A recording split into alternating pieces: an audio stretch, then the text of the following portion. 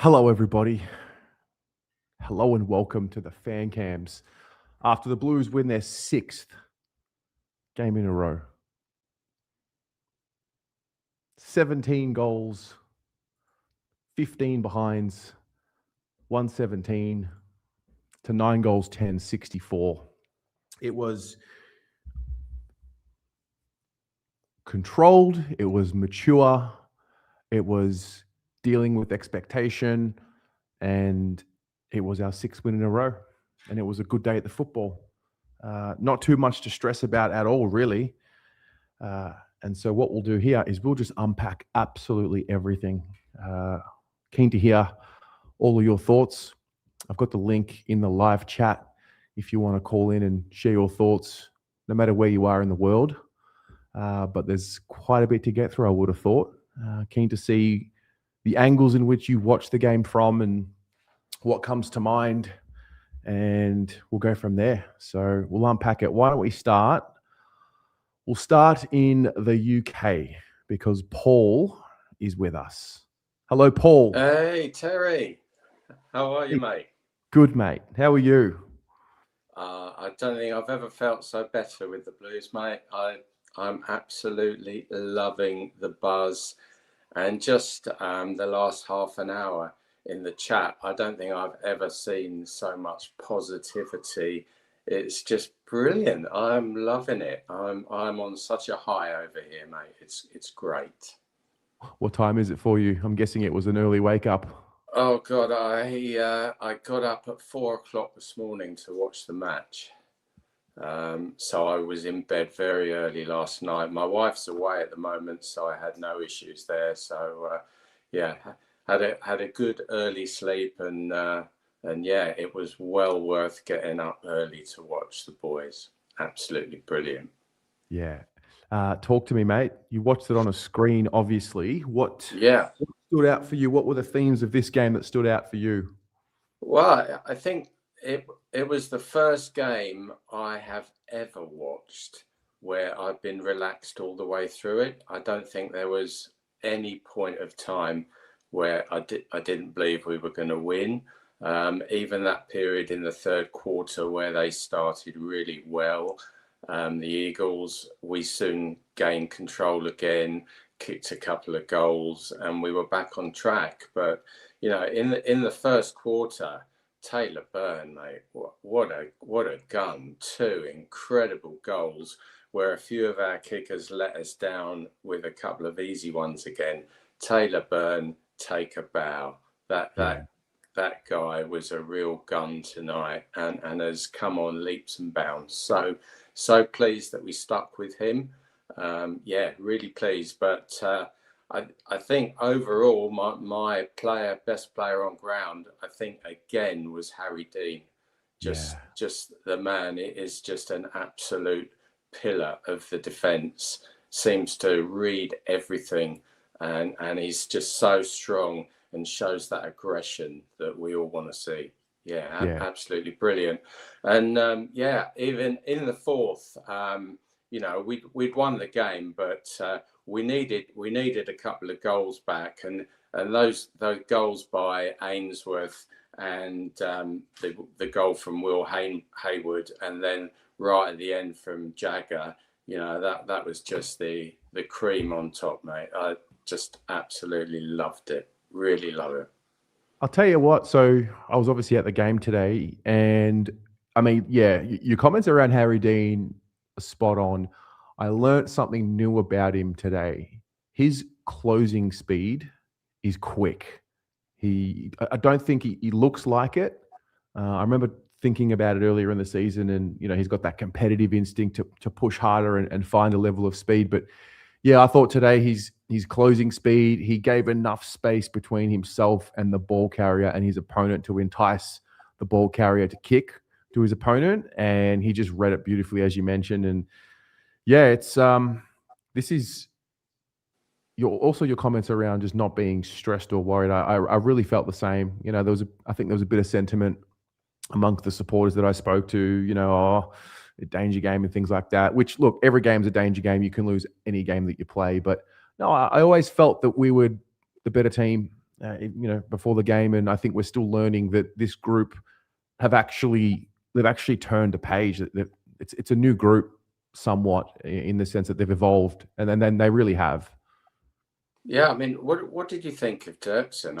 I thought he really came through strong. He took some outstanding marks. I mean, and he really stood out for me. Yeah, so happy for him. Really happy for him. There was a kick, I think it might have been in the fourth quarter, definitely in the second half. He went in ball, and it was one of those, no, no, no. Ah, yes.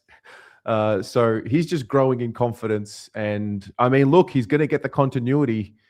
He has been spoken about over the last few weeks as a guy that's really just a placeholder somewhat for Jacob Wiedering. And now that we know that Wieders won't be around for until at least round 19, this is just such a great opportunity for Dirksen to just get some confidence, get some continuity. And yeah, I thought he read the play well today and did a really good job. Yeah, look, I mean, you touched on it. Games like this, we struggle to, or we have struggled to beat teams that we're expected to beat. So it's so good to get that 100 points and actually have a comfortable win. And we need to take that forward now to next week and finally kill off the Tigers, which we failed to do on the last two occasions. We need to put them to the sword next week in the lead up to the big game against the Hawks, mate. Yeah, absolutely, mate. And we'll be with you every step of the way over there, riding this winning streak. I'll be here, mate. I'm absolutely loving the ride, and great to be on here again. And hi to everyone out there. And hopefully you'll see me back next year. Absolutely, mate. Take care. Go Blues. You too. Go Blues. Bye. That is Paul from the UK. Carlton Football Club Lover 69 with a $25 donation. Thank you, mate. We are never losing again. And I think we have not lost a game since you changed your profile photo to Caroline Wilson and John Ralph wearing Carlton gear. Fair play to you. All right, let's come back to Australia for the next one, but we'll go to Brisbane, or Queensland, I should say, because Jen is here. Hello, beautiful baggers. Wow, Jen, what has happened to this group? They've grown up before our eyes. They have, and they have clicked, and they are loving their footy, and they're loving each other, and they're it's just magical.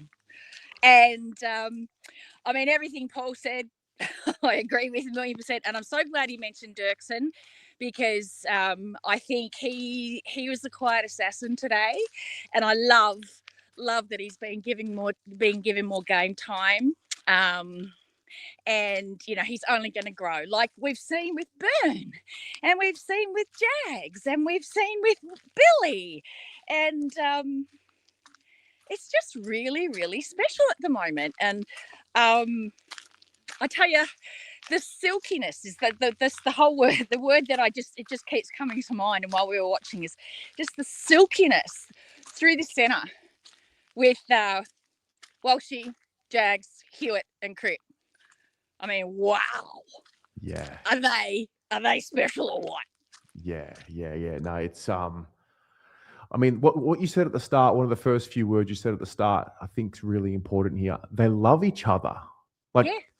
They're really supportive of each other, and we're starting to see them kick to where their play is going to be. They're not thinking about where their kick's going to be. There's one passage of play that I remember. I actually think the target was missed, but Blake Acres got the ball in the middle, and he didn't even think. He knew exactly where Chera was going to go, and he kicked it right in front of him. That is starting to happen more and more often, and I don't know, Jed.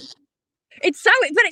Remember, I said it a few weeks ago that we're starting to play like Geelong does through the centre, like Brisbane does through the centre, like the Swans do through the centre. Yeah. And it's just, and oh my God, Cripper after the game, I don't know if you would have heard it already, Tez, but Cripper, when he was being interviewed, the very first thing he said was Harry Dean. Oh, wow. He's just like, that guy is something special. Yeah. And I said to Kylie, if you ever want the best praise you could ever get, coming from your captain after a game like that where it was a team game, I mean, does that not just say it all, really? Yeah, absolutely. Absolutely. I mean, we got twats in the back line. We got twats in the forward line, like Ben Ainsworth. We got Ollie Florent cracking in hard. Like, we got some serious characters in this group now. Benny. Like, I watch it with Kai through texting and stuff, and we're just like, Benny, like Terry is going to be going off at the moment.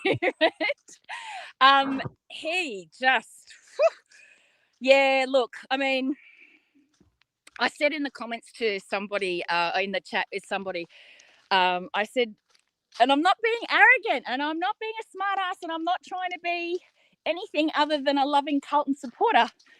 But I've said all along that we were going to come, and we're coming. Yeah. And I just believe, and I just want to keep believing, and I just think I'm just so happy for them. I'm so happy for the boys. I think they've worked so hard. They've been through so much shit. And it's, and the other thing that Kai and I were saying, it's like, you know what? Look out. I think one of the commentators said it. On the run home, the rest of the AFL, be scared about Carlton. And I love that so much. Belief, confidence, and momentum was something that it's hard to get, and we've got it. We have all three of them, and now it's just around staying present, staying humble, and I think they're doing a good job of that as well. I mean, I know people don't want to hear, or maybe some do, maybe some don't, but the whole, taking it 1 week at a time, I think that's just exactly what they need to be doing, and not looking too far ahead, because it's just served them so well. But in the okay, put on my psychology hat, and in the reality of it all, that's all you can do. Yeah. Right. That's all you can do. It's week by week, and once upon a time that used to be the standard knee-jerk reply in every interview. Yeah. Like, you speak 1 week at a time. But what was the other thing I was going to say? And I'll let you go. The other thing the commentators made point of was that we had Cripper, Walshy, Hewitt, and I'm not sure about Jags, but those guys were like, blowing out the number of disposals. But then everybody else, and then it dropped off a bit, but then everybody else in the team had over 10. And it just goes to show, like we've been talking about the glue and the fact that they all work as soldiers and they all contribute in their own way. And just like I said, they love each other and they're showing it.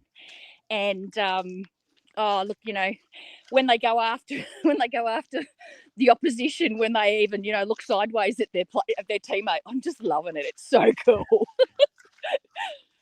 I'm just glad we're here. I'm glad we found I'm glad we got here. There's still a lot of the season to go, but I'm just happy for everyone that we got here, and now we can just ride whatever this is going to be. It's going to be, but at least there's something to ride home now. Yeah, exactly. We don't know, and that's the beauty of our game. We don't know. Yeah. Like how the way the ball bounces, we don't know how it's going to go, but we're here. We enjoy it, and we just keep pushing through it. Keep rolling. And sending them all our support. It's just magical to be able to share it with everybody. I'm so grateful. So good, Jen. Before I let you go, where are you? I'm walking in the pine forests. Wow. So this is where I take Coda for a walk. Most afternoons we walk 3 or 4 Ks, and it's just you can't hear a sound other than a bird or my footsteps. It's just beautiful. So he gets to be a wolf for a little bit. So it's only 5 minutes from home. Beautiful. Well, Jen, rest up, because Monday we have a couple of greens to collect. I tell you, it's challenging sometimes trying to chat and keep scoring. It's like, oh man, did I miss one? It's like, but I just err on the side of over rather than unders. Yeah. Yeah, no, it's fun.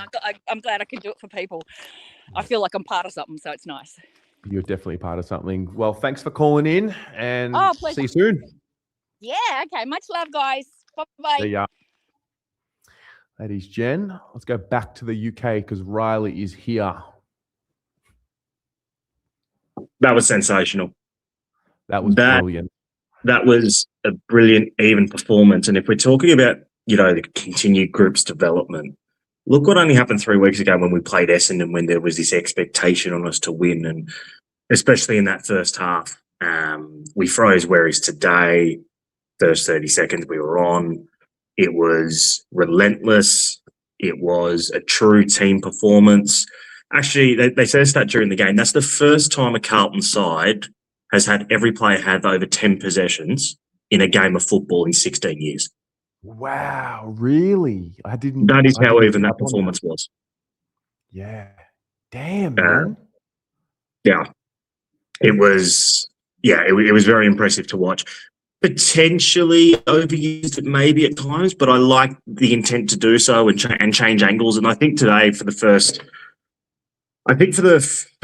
well, maybe not first time, but it came fully to fruition. We got some real reward for the way we were moving the footy. And particularly, I thought, with the forward handball game, where we just sliced West Coast apart time and time again. Yeah, the thing that stood out to me, which I made comments throughout the game, I mean, getting goals over the top, like Harry Mackay running into open goal.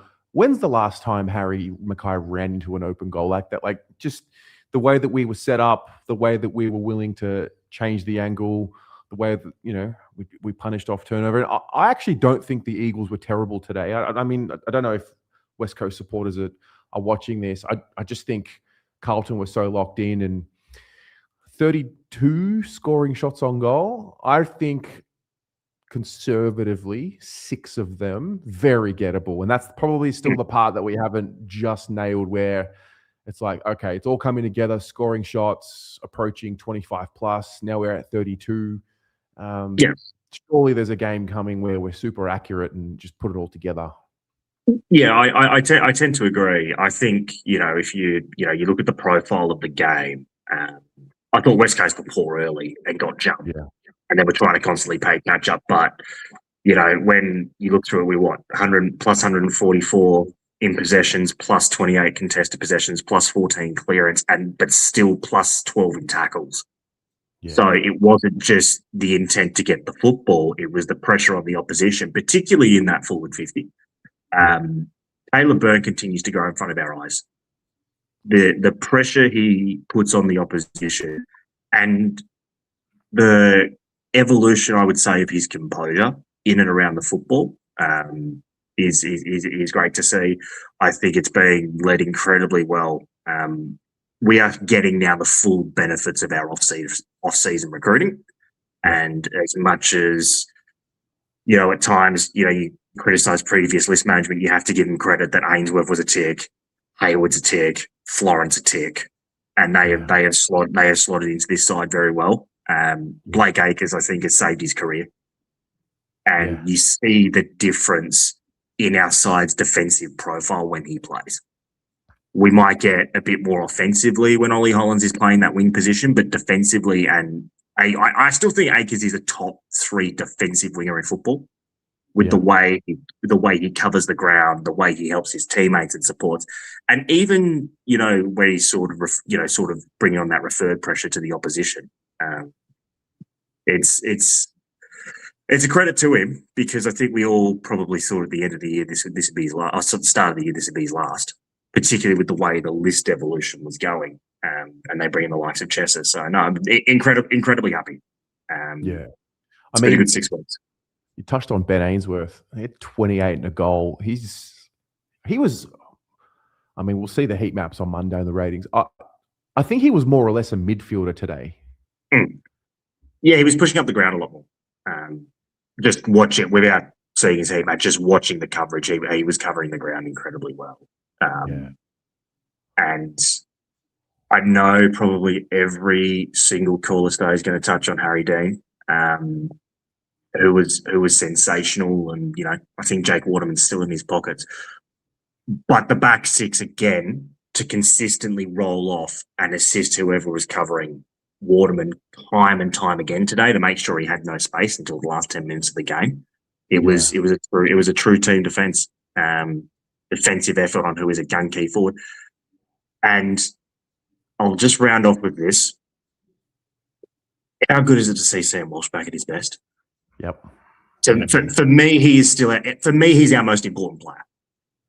When he is up and running and he is breaking lines, we are an entirely different proposition. As a midfield. As a midfield, he just gives that point of difference. So picks next week, the big last 7 games coming up. I think we enjoy the ride. But this is not a team that anyone wants to play. Mate, what about right now? This is a top 6 team. In the current form in the competition, you look across. This is a top 6 team. You could almost argue it. You could almost argue, if you look at the last 6 weeks, some would say top 4. Now I'm not going to go that far, but this is a top 6 team in the current block of 6 weeks. Yeah, that is undeniable.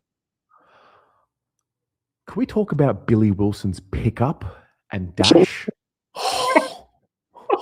He dribbled it. And then went for it. But hey, we had no speed apparently in this squad. Yeah. Well, look, I was at the VFL today and they were poor-ish. It was gritty. They ended up losing by not a lot. It was a gallant-ish performance. I don't know if I saw too much from the VFL today to push for selection, but at the same time, we've just won 6 in a row. Every single player had over double-digit possessions. We had so many tackles inside 50. I think we had 10 in the first quarter. So yeah, this group is just rolling on, and it was the first time we had an unchanged lineup since. I think someone told me it was the Port Adelaide game in 2024, round 12, I believe it was. So, yeah, touch wood. I don't think there were any injuries today unless I've missed something in the coverage. But, mate, let's just keep rolling with it. You keep rolling with it. And for good or bad, there is not a club that feeds off momentum more than Carlton. Yeah. And we're in the good bit of it right now. So it's actually one last thing. Credit to the bloody crowd that showed up. Yeah. Against a side that's won 4 games all year, 42,000 on a Saturday afternoon is a bloody brilliant show, and it came through on the screen. And it's they'll probably be against Richmond next week, even though it's their home game, close to 70, and then Hawthorn, that'll be 90. That'll be 90. I hope so. We can beat anyone, mate. We can beat anyone. I love it. Mate, thanks for calling in all the way from the UK. Gonna be a good week. Go Blues. Go Blues. That was Riley. This is Moondog with an $8 donation. This doesn't look fake. They are tough and hard at it on the back of controlling games. They play with attitude and a hunger to not lose any contest. Great call, mate. All right, let's move along. Let's get Joel in. Hello, Joel. Hey, mate. How are you?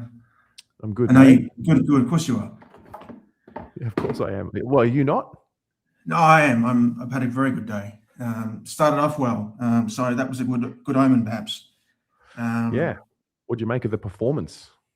It was a best performance for the year. Oh. Yep. Well, yeah. I was, I was very happy with what I saw.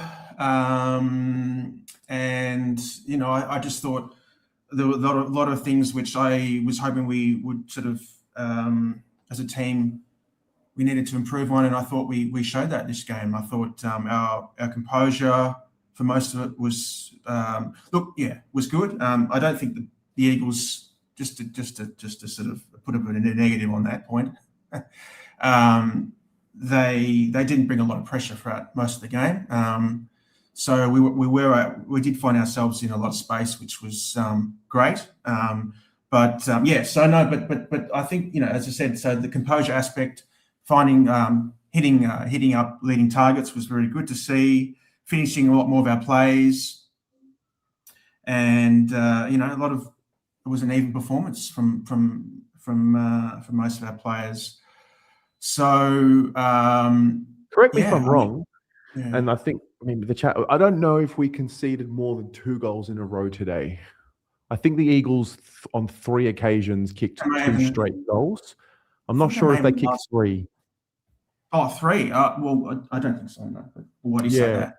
Yeah. Well, I the mean, reason why I say that is because I think when I reflect on where this team was and where it is and what's evolved, 1 goal became 2, became 5 pretty quickly this season. We're going on extended periods or extended stretches of 10, 15 minutes where we concede 4, 5 goals in a row. I thought today, once the Eagles kicked two in a row, there was just a real commitment to not be beaten at the contest. I think someone mentioned it in the chat earlier. But yeah, look, again, it was a performance that really there was an expectation to win today. We did it, and sometimes we don't. Sometimes we've dropped those games in the past, or just scraped over, and we cleaned them up, which was great. Yeah. Look, we're the informed team in the competition, Terry. Sorry. Well, we've won 6 in a row. I'm just throwing that for people to just have a think about. 6 in a row from nowhere, Terry. It's it's how can you not be excited? I'm loving it. It's fantastic, Ian. 6 in a row. That's nothing to sort of shake your head about. It's we are one of 4 teams to win 6 in a row or more this season, and the other 3 teams are all in the top 4 right now. Yeah, I know. Freo, Sydney, Hawthorn, and the Blues.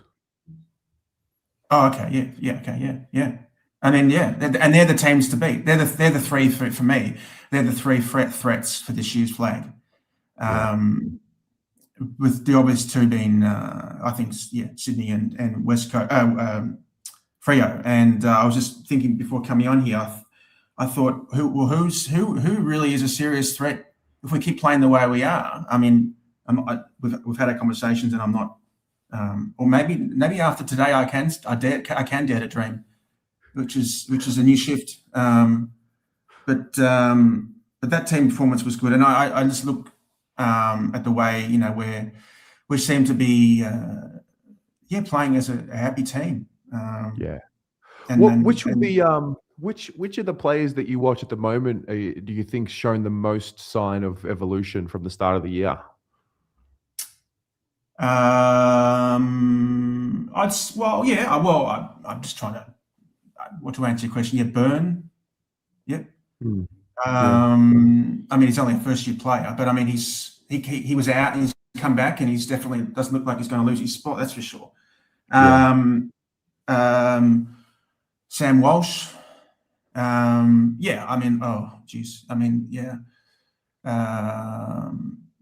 I'd have to think about it, Terry. Yeah, but Fair.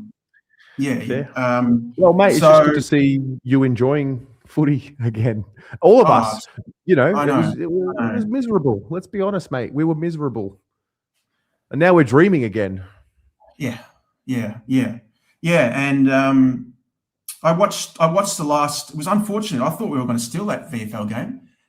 I thought if Chesser hadn't have stuffed up that opportunity in the last couple of minutes on the wing, I think we were a point down. We could have something like that. But So I heard you kind of just with the last call talking about the VFL, saying it was not great, but I didn't watch all of it. But I thought, I thought Werribee generally a pretty good team, aren't they? I guess so. To almost knock them over, I thought, well, that's okay, and maybe a good effort, and I'd like to see some players definitely come in so we've got more to talk about. I think I'd like to see what Cooper Lord can do, obviously there's a few other players in there too.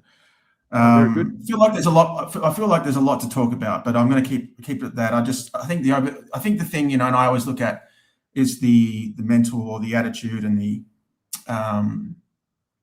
character of the group, and it's definitely there's definitely been a real shift in that, and that's what you want in a club environment. You want there to be just a real, well, there was a lot of anxiety around the club, and it just seems to have vanished, which is great. Even though they do say they did sort of turn up each week. Before I let you go, thoughts on training on Tuesday morning? What's today? Saturday. I think, I'll try and be there. Wow. I look forward to it. Yeah. All right. I'll see you soon.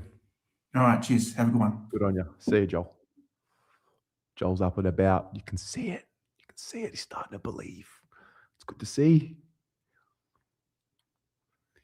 J Barbs with a $10 says the AFL fantasy points says it all. Top 13 players are Carlton, and seems wrong that Dean is 15th and Jag is 17th. Thank you, J Barbs.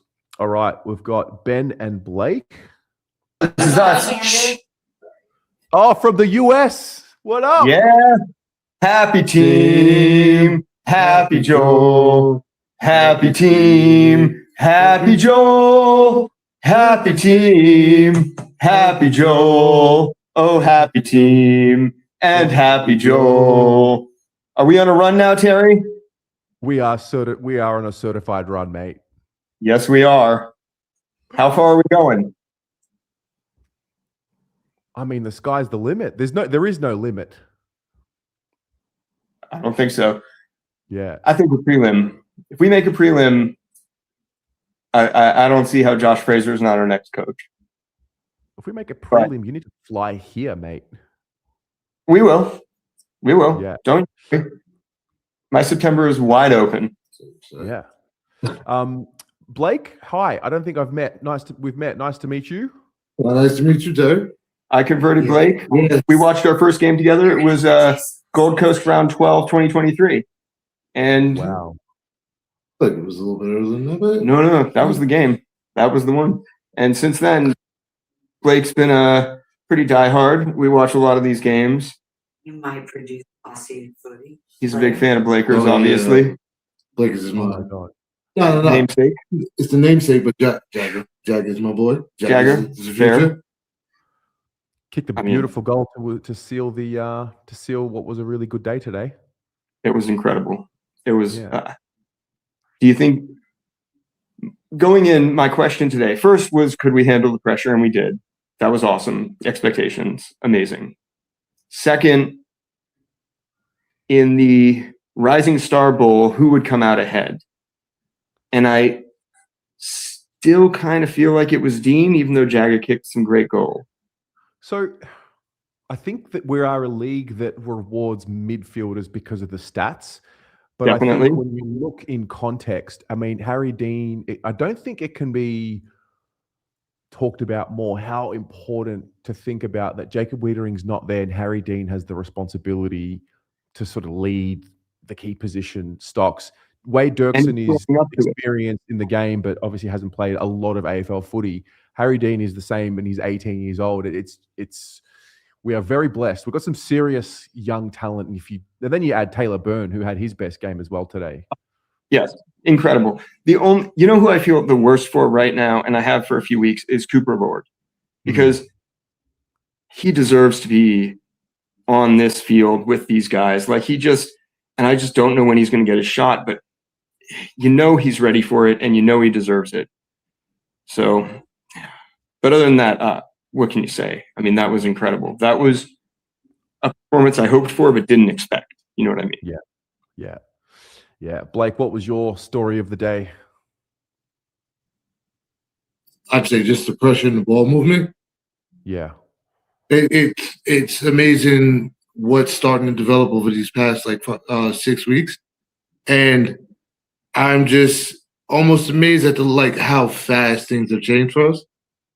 And you respect what Voss did and you respect the team that Voss built, but you wonder how much of this belongs to Fraser. And is it just like the spark from having a change of coach, or is it a new system that they're fully bought into? Yeah, it's a great point. Yeah, at some point the conversation is going to move away from, we always will respect Voss and all of that, but I mean, what Fraser's done with this group, the way he has empowered this group to believe in themselves, I think is the big story. I would love to know what magic dust he sprinkled on them. Like, just what were the words? I just can't even. I guess we heard some of them. When was it? Was it against Essendon? Wherever we were down at going into the fourth quarter, and he just said, "Boys, this is a great chance to prove everyone wrong.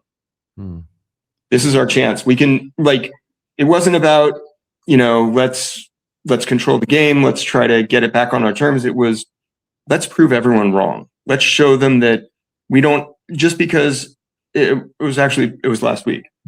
It was last week against GWS. And he said, and it was like, we're going to use this as an opportunity to show people that we don't always fold in the fourth quarter, that we can take momentum and return it, twofold. It was awesome. It's just different. And like I was saying, you don't want to stay Voss, but there is a clearly different motivation that he's pumping through this team system that been lacking in the past few years. And oh man, for somebody who didn't want to be coached, just like somebody who's going to be coached for a while. Yeah. Yeah, it's going to get there. Well, boys, thank you very much for calling in. What time is it over there for you? 3:26. Good Lord. Yeah, 3:30. 3:30 a.m. a.m. Yeah. 3:30 in the morning? Yeah. Yes. Damn. That's so good.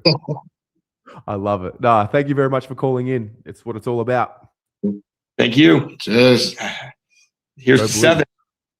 Go Blues. Go Blues! That is seriously magic right there. I also love that chant. Happy win, happy Joel. All right, back to Queensland. Let's go. Gav, let's do this, mate. How are you, mate? How good? I've got to make my weekly thing on the channel. Just as my superstitions kicked in, so I've just got to come on every week now. I'm stuck in a little cycle, but I'm loving it. I'm loving every minute of it. Like, I don't have anything really special to say other than I'm going to call them the West Coast Chickens because we broke them down like a Woolies chook. Yeah. Basically, just picked them apart, just picked little bits off and just picked them apart and just absolutely nailed it in the end. So, yeah, what a great performance. It was just all round. It was, I can't really pick someone that didn't play their role. It was great to watch. Yeah. And it's just like from each quarter, we just slowly increased the lead. I don't think I've seen that this is the first time I've seen that in well over 20 years, I reckon. Easy. Yeah. Just that incremental, gain the lead and just keep it going and go on each quarter. And then, we just put the foot down with 5 minutes to go and just put them away. Mate, how about your boy Taylor Byrne today? Oh, my boy. Oh, my God. I was just losing my mind. I was losing my mind. I love it. It's so good. They're just all the young fellas are just putting in an effort. 18, 19 years old, just putting an effort in. That's Taylor Byrne's best game. Dirksen, by far, Dirksen's best game for the club. He was, I reckon, he's deserved his spot in the team. He played really well today. He just took grabs, took that inside kick as well, which was nerve-wracking to watch, but he nailed the kick, which was good. It was just an all-around professional performance. And it's what more can you ask for? We've got Richmond next week. So I want to hit them for 6. Absolutely. Yeah. And then the Hawks are next week, which is our home game, which I think I might come down for that now. I'm just getting excited. So I just want to see. Why not? I want to see us take a scalp. And I think Collingwood, we should beat them. I know that sounds a bit arrogant, but I'm a nuffy and I don't really care. So But I want to see that, like that Hawthorn game. I think if we can just pick them apart, which I think we can, I genuinely think that we can beat Hawthorn. They've got a few troubles of their own. Like, they had a few injuries last night. I think, I don't know what happened to Nick Watson, but I think he got a little injury last night, hamstring or something. So we'll see what happens. We're going to win next week, which we will. Very comfortable with that. And then, we'll mate, it's just well and truly. Listen, it's just well and truly alive, and destiny's back in our hands. And long may it continue. This group's just hit a nice little sweet spot. Yeah, I've got the whiteboard. I'm going to get a whiteboard up here, and I'm just going to start adding to my list of people who are just like, receipts. Basically, it's the receipts board, and we just go back and we tick one off. We tick another one off. Like, as for Dersma, it's like, oh, yeah, okay, mate, yeah. If you think he's like the rising star, that's fine, but we've got two of them. Yeah.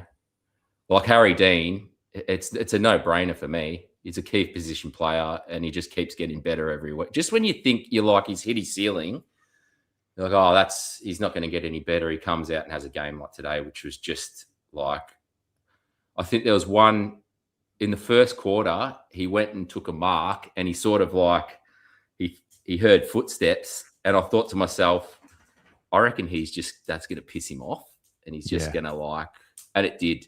And I reckon he thought about it, and that's what just got him going for the rest of the game. He would have just doubled down on everything he'd done. He's such a competitor, and I don't think we haven't had players like that in the team for years that are just pure competitors. And that's like Taylor Burns the same. He's just a pure competitor, and I don't think you can teach that. You're born with that. So what you've said there, I reckon Cripps had a very similar experience today. So early in the game, he got pinned by Harley Reid, and I reckon he felt the same as what you mentioned there with Harry Dean. He sort of lifted after that and sort of switched on and started really dominating. And as I say, Patrick Cripps, that's how I also know things are different. It's taken us. We're 42 minutes and 12 seconds into fan cams, and Patrick Cripps only just got his first mention, and he was great best on ground. Absolutely. It's like a 3-vote game. It's just, he's like stacking up votes, and, you get all these dickheads in the media that just, they don't give us any credit, which I'm loving. I love it. I prefer it like that. And, we're just stacking the wins up, stacking those little things up. They talk about other lists and all that. And we've just got all these young blokes playing awesome footy. Yeah. And it's fun. It's actually fun to just sit back and watch now. Like, this has been the funnest year that I can remember. 23 was good, but this is more of a just like, you can actually see what they're doing on the ground. Like, you can understand the game plan kind of thing, like the way Fraser's just got them going and defending, and like they can control the game. So they've got all these like little game modes, and they just keep keep building and building. And whereas 23 was more like, you might get Charlie just getting us over the line with 3, 4, 5 goals or whatever, or kick a couple of goals with 5 minutes to go. This is more of it just feels like more professional and thought out. And there's going to be some nervous teams coming up against us at the end of the year. So hey, bring them on, because they're going to get a rowdy crowd too. Bring them on. Yeah. Bring them on. Bring on anybody. Who cares? Like, we're just going to keep going, keep rolling. We're on a nice little run. It's we're in uncharted territory. We're on Fraser Island. We are on Fraser Island. We're not leaving. We're taking the navy blue barge over to Fraser Island, and we're on uncharted territory, and I'm absolutely loving every minute of it. Loving it. Yeah. Gav, love you, mate. Good on you. Mate, thanks for calling. Love it. Yeah. Have a good night, and go Blues. Go Blues. All right. Joe. So I'm probably well overdue. Hang on, you're a bit I think you might have your hand over the mic. Can you hear me? Is that better? Yeah, much better. Yeah. Right. So Gav just spoke about receipts. I think I'm well overdue to put my hand up. I started the tanking talk, I think. I was one of the first few months back. That one is on me. I'll cop that one. Absolutely cop that one on the chin. Mate, we are fucked. We're so good. Oh my God. This is like nothing that I think any of us would have ever, not to this extent, right? And I know it's West Coast, but we put the foot on the throat today. That was clinical, man. Everything about it was clinical. Do you know who we remind me of right now? The way we play? Collingwood 2022, 2023. In what sense? Because I don't like that comparison. In the sense of we give what the game takes us, and we don't just try and play one particular way. I saw us at times take a minute off the clock in the second quarter, 2 minutes off the clock after the Eagles kicked a couple. The way we use the width of the ground, the way that we run hard at the football to create space for the person behind the next player. I mean, the word empowerment comes up a lot. I just see a lot of it around now. A real connected group too. I think it's a fair comparison from that standpoint, for sure. Also, the way we've won hasn't been the same the last 6 weeks. No, it hasn't. It's wild. Like, even today, like our scoring profile is just not something that even in 2023 we saw, right? Like, I think we scored 55 points from turnover today. Wow. 40 something, or it was 60 something from turnover, 50 from stoppage. Like, so balanced. So balanced. When you're dealing with that on the attacking side of the game, it's hard as an opposition team to defend. And then when you are restricting your opposition to less than 70 points every week, good luck. Like, honestly, good luck. I don't think we've conceded more than, from memory, unless someone wants to correct me, we haven't conceded more than 70 under Fraser to this point, I don't think. No, we haven't. Like, mate, that is from the turnaround. I think we were conceding an average of 105 points across the first 9 rounds of the season. That's a 40-point defensive turnaround. It's actually insane. Yeah, it's insane. I don't, like I said off the top, I don't think anyone could have been, like, as Carlton supporters after the Bulldogs game, I think we all went, okay, we'll get the sugar hit. This will be nice. We'll win a couple of games. It's good. No one in their right mind, as well as you know this club, would have ever said that we'd be flowing the way that we are at the moment. This is crazy, Tez. This is crazy. Flow is the word. They've found flow. It's the hardest thing to find. Yep. The trinity of confidence, belief, and momentum all happening at once. Then you've got the supporters amplifying that, and then the club backing the supporters throughout the week. Like, the elements are all starting to add up. Yep. And it at the same time, it's kind of weird. Like, I don't know. You would have been at the game today. I don't know if you felt it to start. It was very, even from the crowd, it was very kind of like reserved, but not in a way of like we're scared. It was kind of like we know what needs to happen today. Do you know what I mean? Mm-hmm. Whereas I remember in 2023, we were going to games, we were rabid. Do you know what I mean? It was like, oh my God, we're riding the highs like so high. Doesn't feel that way. And I feel like, and you and I have spoken about this a lot, our club and our fan base reflect each other a lot. And the way that we feel is often the way that they are processing things internally, is how it feels to us. If we're feeling, I know I'm feeling a lot more balanced in terms of like the energy, like that nervous energy. There's not that like that chaotic energy about it. They'd have to be feeling the same way internally at the moment, which is fantastic if that's the case, because that is what is the right mix that you need to make an impact on a season. Like, if you are balanced and you are clinical, mate, sky's the limit. Sky is the absolute limit for this team at the moment. It's crazy. Could change in a week. Who knows? But right now, it just doesn't look like we're going to lose. Honestly, like Gav said, throw anyone at us. I would be confident against almost every team in the AFL next week. It's crazy. It's crazy. I mean, at the start of the year, I remember thinking, all right, let's just improve from 2025, given all the fallout that had happened, right? So the bottom line is, in 2025, we won 9 games. Bottom line, that's a fact. 2026, if I had said to you 6 weeks ago, we're going to be winning more games than last year, even at the start, I think a lot of people were thinking, no, we're not going to win more than 9 games. Won't win more than 10. We've won 7 games. We've got 8 more to go, I think it is. Yeah, we've played 15. We've got 8 more to go. It's just fascinating how a narrative can change in this game. Yeah. Mate, 2 months ago, we were all... This was as depressing an existence as a sports fan as you could ask for. Genuinely. It was Joe, like... Wiedering hasn't played in 4 wins. Yep. It's crazy. There's an 18-year-old kid leading the defense in 4 fucking wins. This is what just doesn't, add up now. It's like, I think I said it last week on the fan cams. We are in a better spot, list-wise, than what we were 3 years ago when we did a similar thing. Depth-wise, health-wise, mate, it's all there.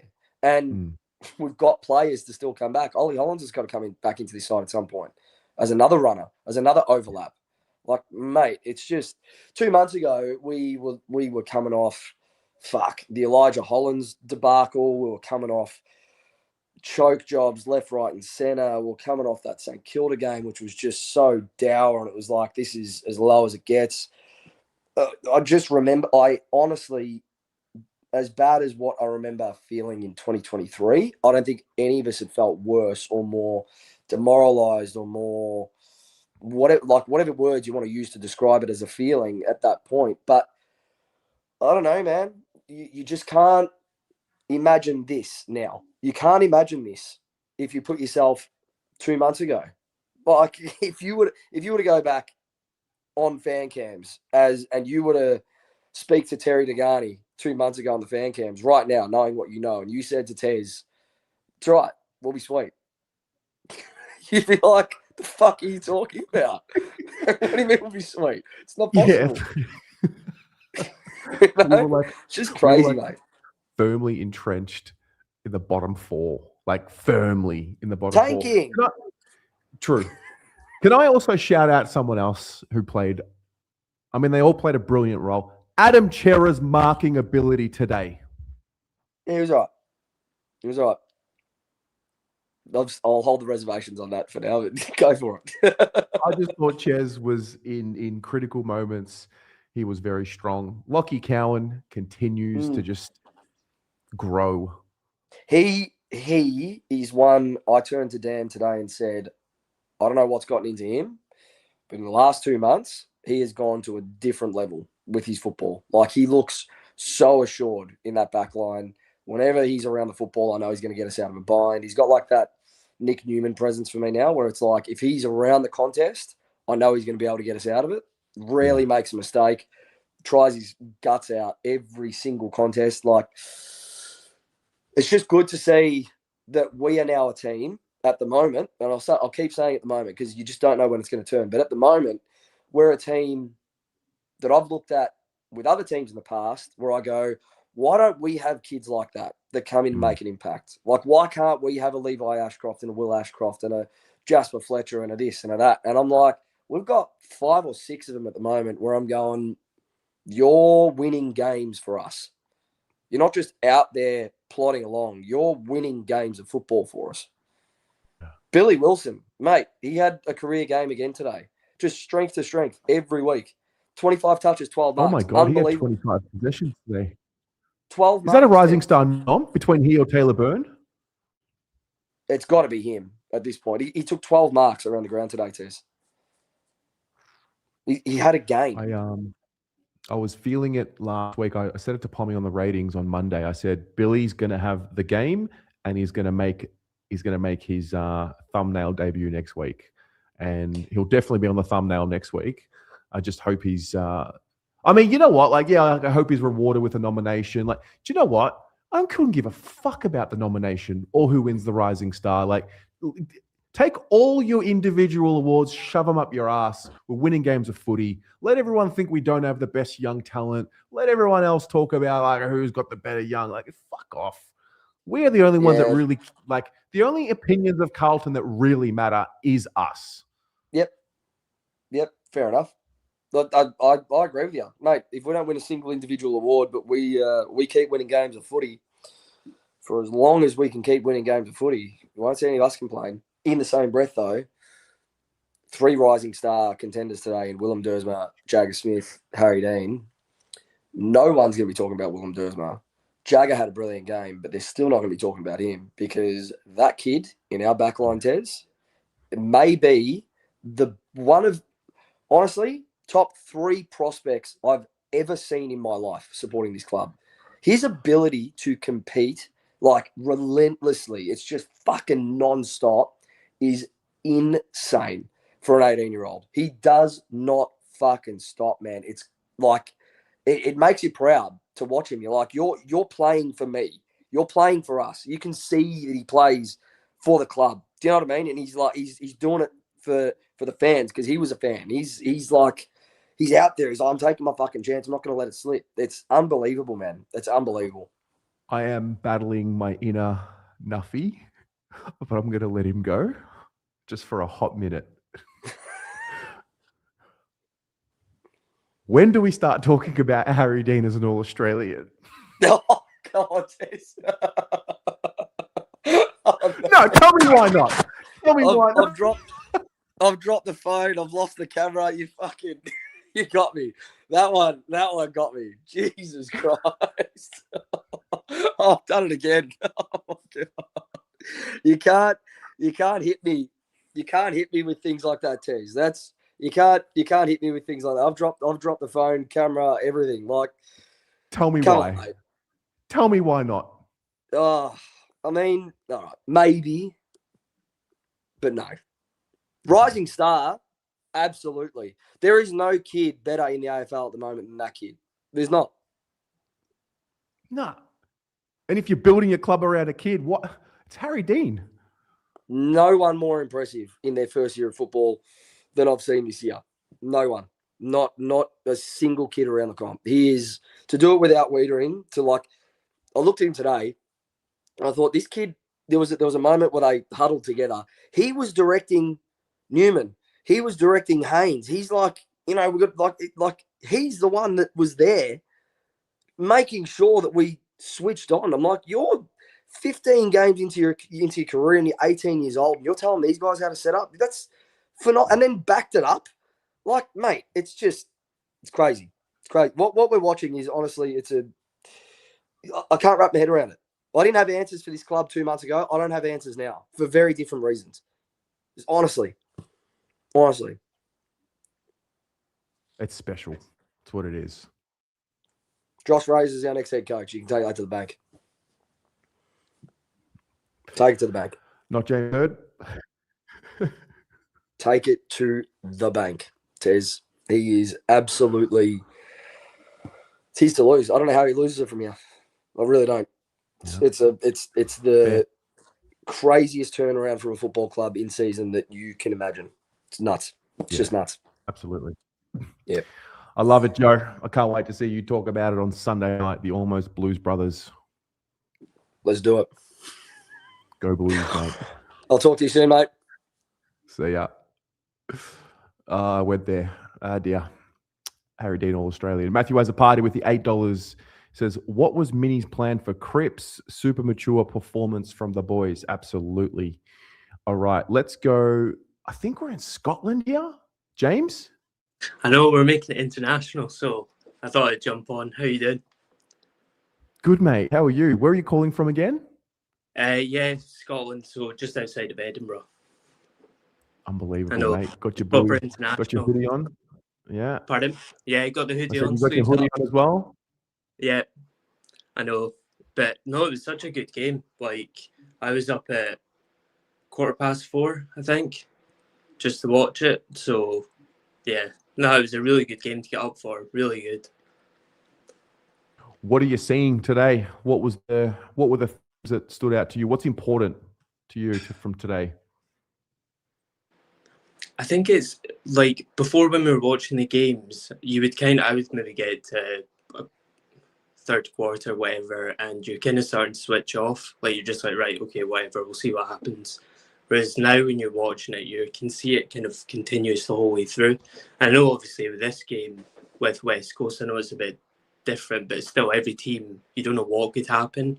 And kind of what I was seeing the whole way through is that it was just a continued growth all the way throughout. And it didn't seem like they wanted to let off. And even kind of the goals and stuff like that, especially for Taylor Byrne and stuff like that. I was just, especially when you look back at I think it was the Collingwood game that kind of he had that blip, and now you're seeing him kind of coming into that role and really getting involved in it. It's great, it's great to see. I think there wasn't a player there that I thought was kind of letting the squad down. Billy Wilson was great. Ben Ainsworth was great. There wasn't anything there that I saw that I thought, oh, I don't know if you should have been picked or whatever. I think they kind of all play as part of that squad. And as Joe said, how Fraser can kind of step away and let someone else come in to take over, especially when you've built or you're building the squad to play that way. I don't know how you can comfortably let someone walk into that role and take over, especially as you're building this. Yeah.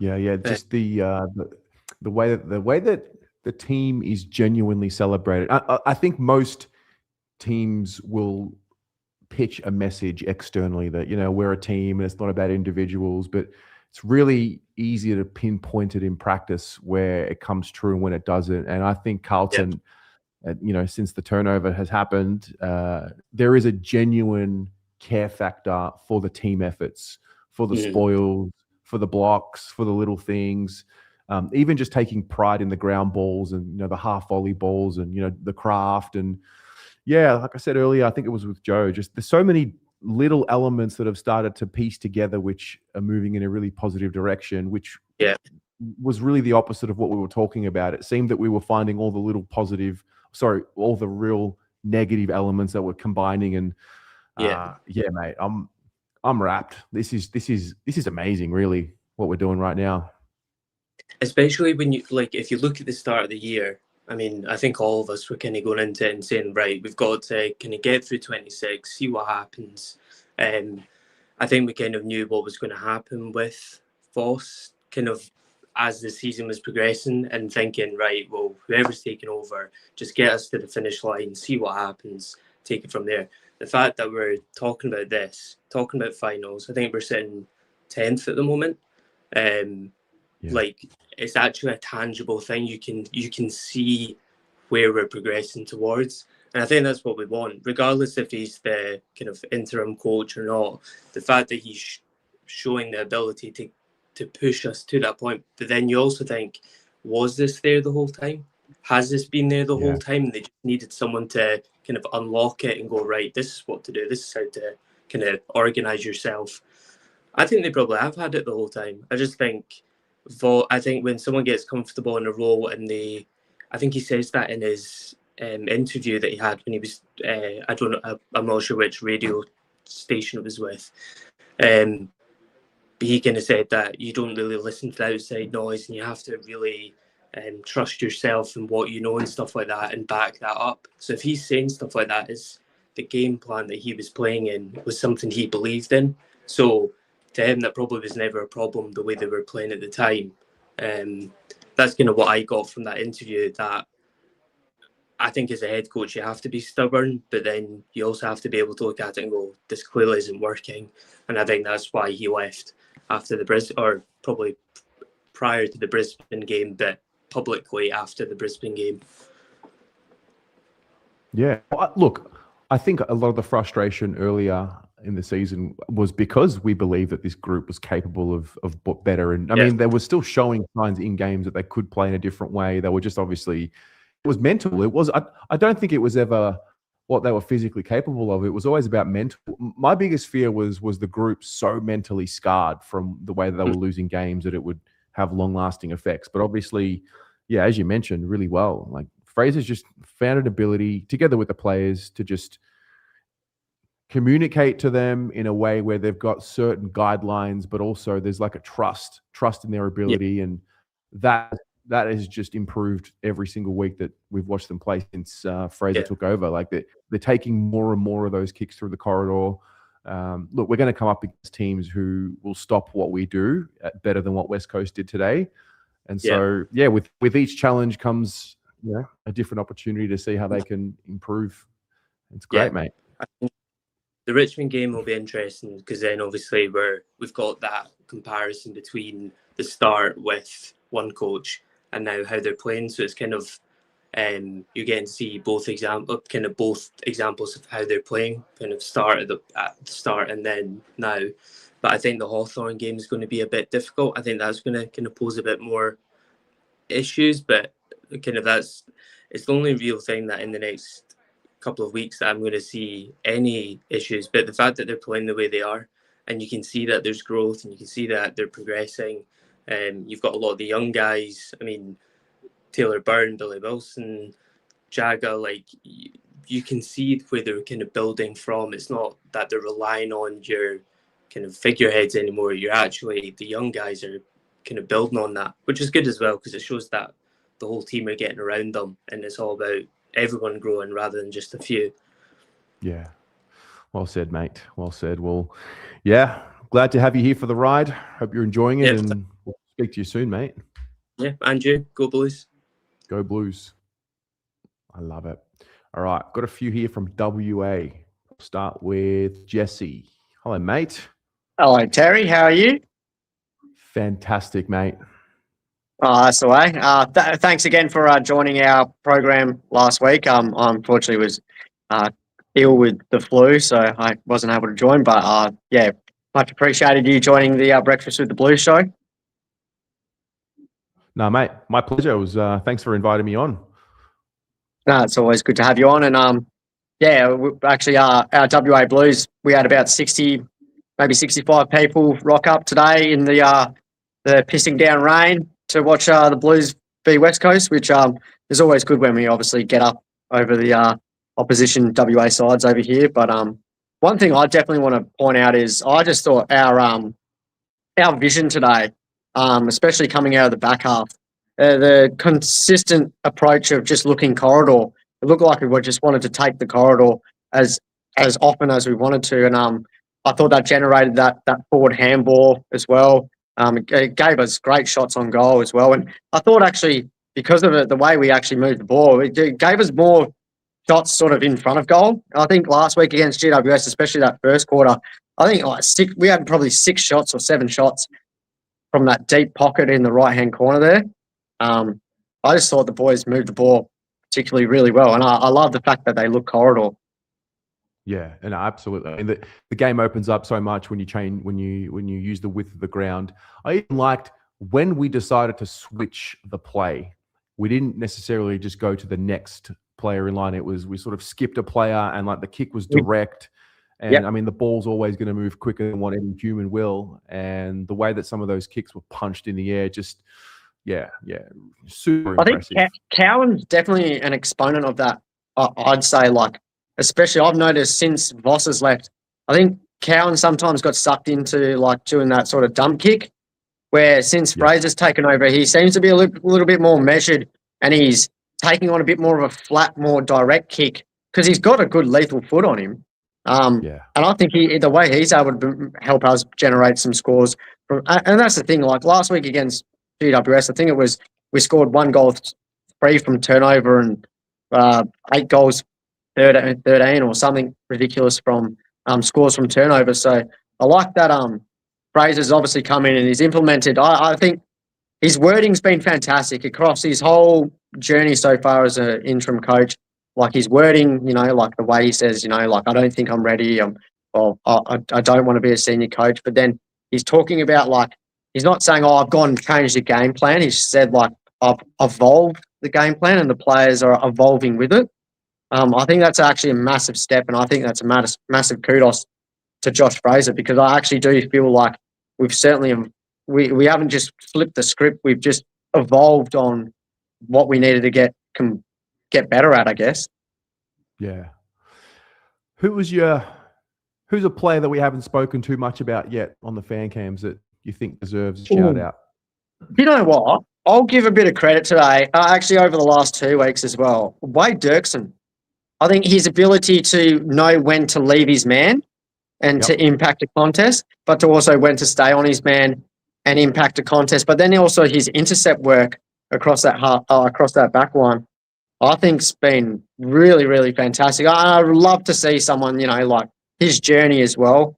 So for his journey to, get a couple games under his belt now is brilliant. And actually, I sort of went on a bit of a controversial topic today on our radio show with the Breakfast with the Blues, and I said if it continues, and you mentioned it earlier, Terry, that we've won 4 games without Jacob Wiedering. Now, I'm going to throw out a massive hypothetical here. Not for one instance am I saying I would agree with this hypothetical, but if we continue on this trajectory and where our team defence is good across the entire field, obviously the back sticks are doing their thing as well.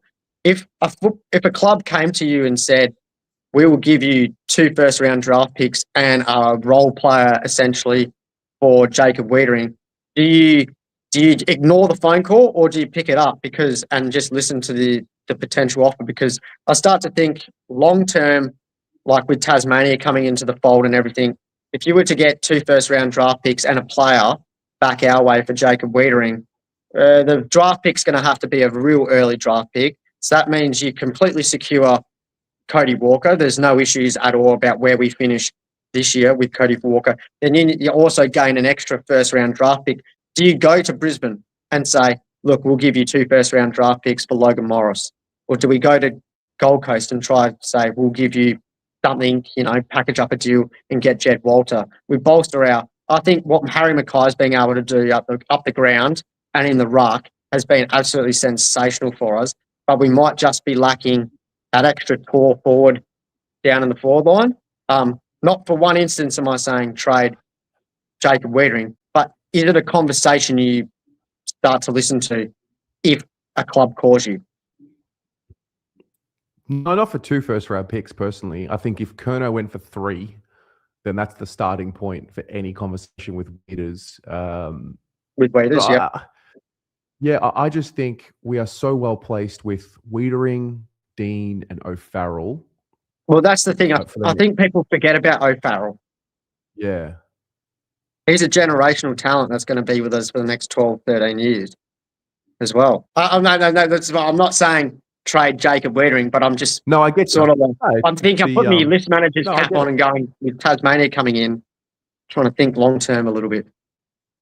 Yeah, no, I totally get that. Yeah, the Wiedering one's interesting. There's definitely was so frustrated to see him not play or not be available, re-injure himself this week. That was frustrating for him. But yeah, look, it's given us a better look at Wade Dirksen, and it's given us you can just see it. He was every game he's played in a row, he's gotten incrementally more comfortable and settled at the level. And yeah, there could be I think the conversation is more around Lewis Young, Wade Dirksen, and that spot on the list.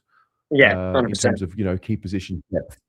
So yeah, but from today, I think the other guy that I want to mention, I thought, he's always overlooked and he plays at such a high level. But George Hewitt, especially his first half, like 26 touches and 2 goals, is brilliant. Yeah, and isn't that all we ask for? Like people, I know I copped a little bit of backlash early on in the season. I think it was after round 1 or something like that, and I said on our show, like, don't be surprised if George Hewitt gets dropped this year. And then about a fortnight later, he was dropped. And I love the fact he went straight into the VFL. He started hitting the scoreboard. And since he's come back into the AFL side, he's sort of changed his game style a little bit. And he's having an impact on the scoreboard. And I could not be more happier for the bloke. Because he we talk about Carlton people sometimes, and he just personifies. Geez, I couldn't say that right. But he's just a Carlton person. I was super rapt that he was able to hit the scoreboard today as well. I just think the entire side, I don't know how you see it, but I think the entire side's just had this renewed energy about themselves. I think probably one thing that Fraser's come in and done great, take away all the game style sort of things and the game day sort of issues. But I think he's just let the boys sort of express themselves a bit more. And it's also even I've noticed. I don't know if you've noticed, but I've even noticed it filter through to like even the media team. We're not just that like PR, put out the PR to appease the fans. They're sort of having a bit of fun with things, trying to liven things up a little bit. It just seems like the whole club in general has just had this express yourself sort of demeanor. Yeah, freedom. Freedom. I love it. Thank you very much for calling in. Love your work with the No WA problem. Blues. I've actually got one of your colleagues. I'm going to bring him in next. But yeah, you have a great rest of your Saturday and go Blues. Which always go Blues, Terry. Thank you very much, mate. All right, that was Jesse. Rocco Morrow, also a WA man. Hey, Terry, I just went for a walk and it's all quiet on the Western Front. Rocco loves beating the West Coast Eagles. Apparently, they're a very vocal bunch over there.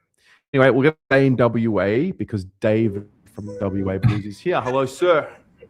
G'day, Terry. Jesse Romeo Goldsworthy strutting the David Boone moustache. Looking very, very fine, I reckon, that boy. He was looking very good, mate. How are you, mate? What did you make of today? Well, from a WA Blues perspective, I've got the champagne out. Thank you very much for beating West Coast. It makes the week so much better here in WA to spank the Eagles yet again. And we've done a few on the trot, but we suffered a long, long time. And it feels much, much better when we beat West Coast in Perth and when you're a Carlton supporter. So thank you very much, Carlton. Quick little thing from the VFL. I first think that really struck me was Hudson O'Keefe did so many 1%ers today. I hadn't seen him doing those types of things today, so I was impressed by Hudson today. And well done, Skull. You were talking about Ainsworth today and his stats. He had 28 disposals, 11 scoring involvements, and 1 big goal. That was a fantastic performance, and putting him in the middle has made a huge difference, I think. 11 score involvements. That's elite. Yeah, that is absolutely elite. And these are the things I think we were lacking under Voss. So I mean, Billy Wilson, he was a gun that was left in the holster by Voss for so long, and you can just see what he's bringing. He's getting so much more confidence and suiting the style. I mean, no one's going to bring Sard in a hurry with Billy Wilson performing like this. So hats off to him for being unleashed. And Taylor Byrne, the drop there. I mean, talk about a guy that's putting in. It's those little acts that he does, the chases, the tackles. The goals will come more and more when he gets more confidence, but he's finishing better. What a great find he is already. So these are the little changes that have made such decisive steps for us in the team. And, we've got the guns, we've got Cripps with 31 disposals and 9 clearances, Walsh 33 and 9 score involvements, Hewitt 26 disposals and 10 score involvements. I mean, they're our bread and butter, but it's these periphery guys that have just made the huge difference for us. So it's great. I am still concerned about our goal kicking. I think Gov and Kemp and even Frank the Tank today, they against good teams, if we're not really better in front of goals, it's really going to be one of those things that could cost us dearly. And I think we really need to sort that out. I know Kemp you saw him at training and he was practicing, but we just need to be better with those set shots. And still this confusion about where to go. I don't think Kemp had a shot on goal today. Correct me if I'm wrong. Yeah, well, he was a bit missing. And Gov took a screamer of a mark, but doesn't finish the job. And Frank, I thought was fantastic. Got crunched in the mark. It's just that poise that we need to address, and we just can't let good teams will punish us if we do that. And I love the aggression. I mean, I love that Harley was targeted a bit, and it was great to see Cripps and others go up after him and Ainsworth and challenge him. He didn't try to strut around trying to be a hero as he always is. Is one of those things. But I thought we did really well with our aggression today as well. So across the board, I thought fantastic performance, but one that we really wanted to see. We just didn't want to let this one slip today. Yeah, no, absolutely. It was a professional performance. That's what it was, and that's all we can ask for. Yep. All right. Appreciate it. Cheers to Carlton for beating West Coast. Thank you very much. See you, David. All right. I think we might come back to Melbourne, I think, or Victoria. Johnny fucking Holden. Hey, Tez. How you doing, buddy? Let me just turn around so I'm a bit better. There we go. How are you? Yeah, what an awesome day. Yeah, it was really good. Went there today with Josh and my granddaughter. So no, I had a really, really pleasant day. It's good when we're winning. But 6 weeks, I mean, what a long time in football. I mean, it's crazy. It's so good to see. Like, I'd lost interest in the footy for a while there, and so Josh, we were like, no, we're cooked. And to see us turn it around after these last couple of weeks, it's been a breath of fresh air, not just for the boys playing, but I think us as a supporter group, it's been really, really good because we knew we could do this. And now we're actually seeing the fruits of our labour. So it's really good. I've just had a very interesting stat given to me here. Carlton Football Club Lover 69. Every team that's beaten West Coast Eagles by 53 points has gone on to win that year's premiership. Hawthorn in 1988 and Hawthorn in 1991. Yeah, I'm not going to put the cart before the horse, not just yet. But look, I'm enjoying what we got. I've only just got home 10 minutes ago, so I don't know if anyone's mentioned. For those who are old enough who remember Peter Dean, that's exactly how he used to play, like Harry. That's probably why us older guys love Harry Dean so much, because he is a spitting image of his dad, the way he attacks the ball, the way he feeds off other players and directs. He's got that mongrel in him. That was his dad, right down to the last nitty gritty. So that was really good. Love and Cowan. I just want to ask you about that. So is it safe to say, is it fair to say that Harry's got more athletic attributes than Peter Dean did? Like Peter Dean wasn't necessarily the most athletic, had the most athletic profile, but he had that mental edge. Yeah. You're a basketball nut. Peter Dean was like Larry Bird. He wasn't the most athletic guy, but he was just brilliant, and he could do that 1%ers every single week. He would spoil, he would tap on, he would intercept, he could read the play. He did everything, and Harry's got all those attributes already after 12 games, 13 games, whatever it is. Wow. The other one I want to give a big shout out to is Cowan. I remember Pom used to go on about this lethal kick of his, and up until Vossi left us, it was, where's this lethal kick? I've never seen it. It's a long bomb on top of people's heads. The last 6 weeks, you see that lethal kick where he's hitting worm burners left, right, and centre, and they're darts. They're just hitting blokes on the chest. They're not trying to hit the sky dome. They're not trying to hit the roof. They're low, they're flat, and they're fast. And it's really good to see. The other thing, like, I don't think we've got too many pieces to add to this group. A good ruckman would be handy, because I think Pitto is struggling with this jumping rule.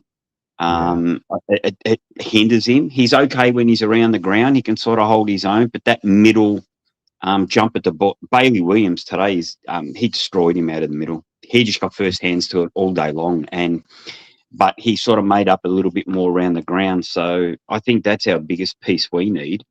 Don't need a key forward. I think we're better off without them, myself.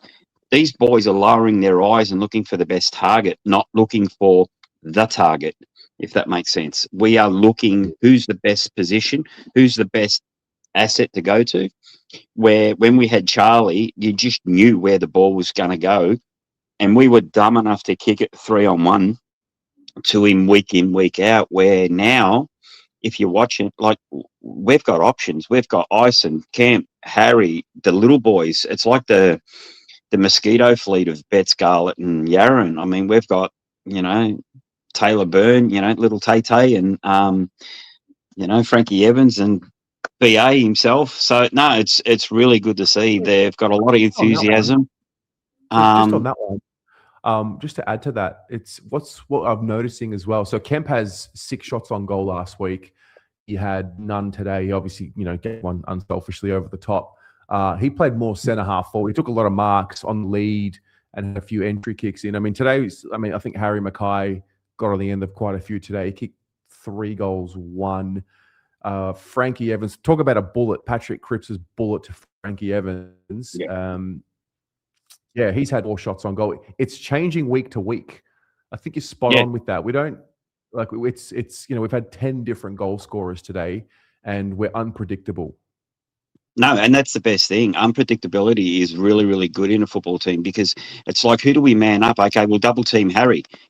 Kemp's one out. Okay, let's go to Kemp. He's a better option. And they're doing these. Okay, I'm having a bad day. I'm going to play centre half forward and drag my opponent out of the forward line to leave Harry by himself, so he's 1-on-1. They're doing that a lot more. Where you found under the Voss regime, it was kick it long and everybody go for the same ball, small men included. And how many times did we used to see, Durden and Owies and all that flying for mark of the year, where these boys, their feet are on the ground, they're waiting for the crumbs. So that mentality, I don't know whether Fraser and that's employed this as a tactic, or whether the boys have just gone, you know what Voss was trying to implement wasn't working. This is what we want to do, and this is how you play the game. They just look connected. That's the most thing I've seen. Like, you watch them spoil a ball. They're running over, tapping each other on the bum. They're patting each other on the head. They're coming 3-4 deep to congratulate each other. Before, they didn't want to know heaven or hell. It was like they had leprosy. They didn't want to not go near anybody. So the fact that the boys now are playing as a team, that team mentality, not me mentality. And I've always been big on team ethos rather than me ethos. And I found, I don't know whether it was Charlie or whether it was the system, but when we had Charlie, it was Charlie or bust. Now it's best option. And it's just so good to see. And it's the unsung heroes that are doing a lot of the damage too. Like, I wouldn't say Jagger's an unsung hero, but he's a kid. Billy Wilson got that chance to play in the ones, and he's just taken it with both hands. As long as he's doesn't get injured, Sard will never get another game for the club. You look at Taylor Byrne, Francis Evans. The list goes on and on and on with these kids that are just taking their chances. Does anyone know how that is? It Flynn O'Reilly, Flynn or whatever Flynn Riley, the ruckman. Did he go any good? So today he came up against a pretty equally athletic ruck, but who was also quite big as well, and he didn't dominate as much in the ruck as what he has in weeks gone by. He lifted in the third quarter. I think he had 12 hitouts in the third quarter, 7 of them to advantage. It was actually a pretty good battle, that ruck battle today. Like, he was okay. I still think he's figuring his way around it though. On the one hand, he's on a 6-month contract, so you probably want to see what he's like at the level. Don't know when that's going to come. But on the other hand, did he do enough today to say, yep, lock him in for next week? Don't know. But yeah, I left after 3 and a bit, 3-ish, after 3/4 time, basically. Okay. I left. Well, from what I've seen of him playing as a ruckman for us, I think he's overtaken Hudson O'Keefe and also Liam Reedy. Definitely. And the thing with Hock, and people got to also remember, like, most ruckmen don't come into their own until about 22, 23. Hock's 19, still 20 maybe. Where these other guys that we've picked up, like Flynn Riley, Liam Reed, they're 22, 23-ish, played in the system. They're men, not boys. So, I think we just need to, not put too much pressure on Hock yet. He's still only a kid. And the thing before, like the gentleman before me was saying about Gov and Kempy missing early shots at goal. People also got to remember, Kempy never played at all last year. He's still, reasonably fresh. He gets his hands to the ball. I remember going back, seeing Favola when he first started playing the game, and he'd get the ball a lot, but kick 3 goals 5, 4 goals 6, or, he was wayward.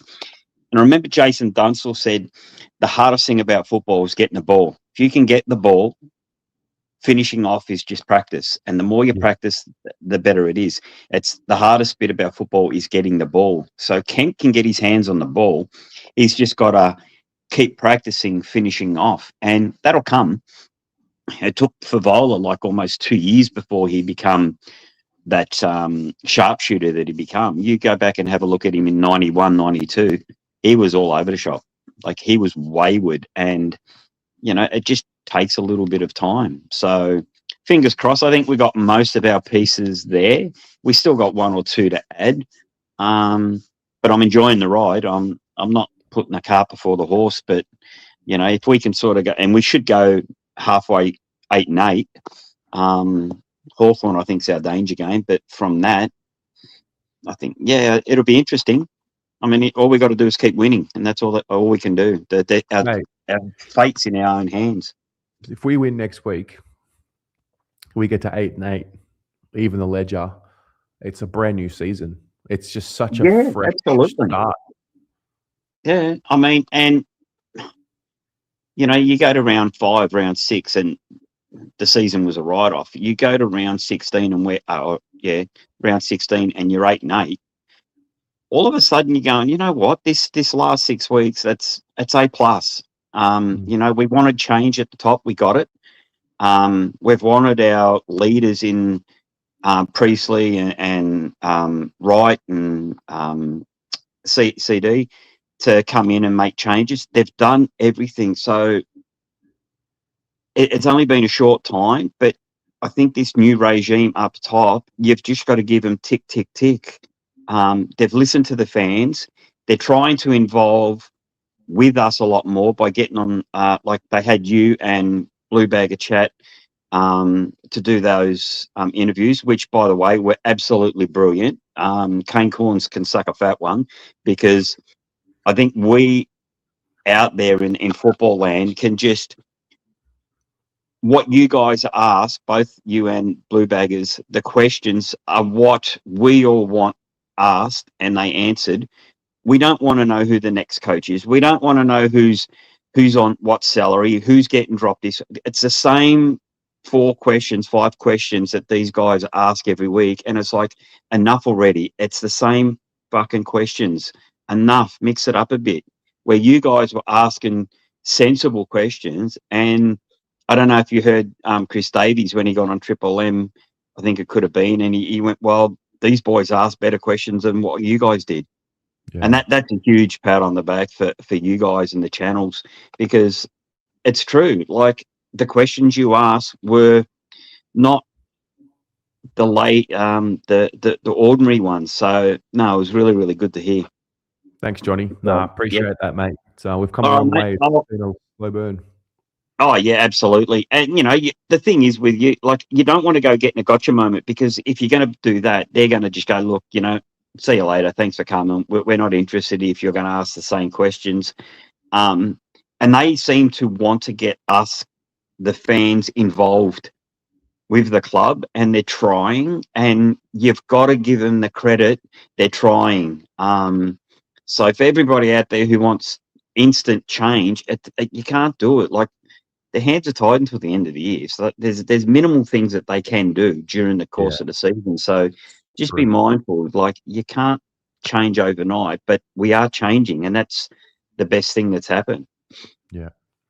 All right, mate. I'm going to leave you. You enjoy. I'm going to watch the rest of this and then go and watch the replay. Good on you. Thanks, mate. All right, buddy. Take care. Love you. See ya. Love you too. All right. Am I missed a super chat here? No. I'm good. All right. Thomas. Hello, Thomas. All right. Hello.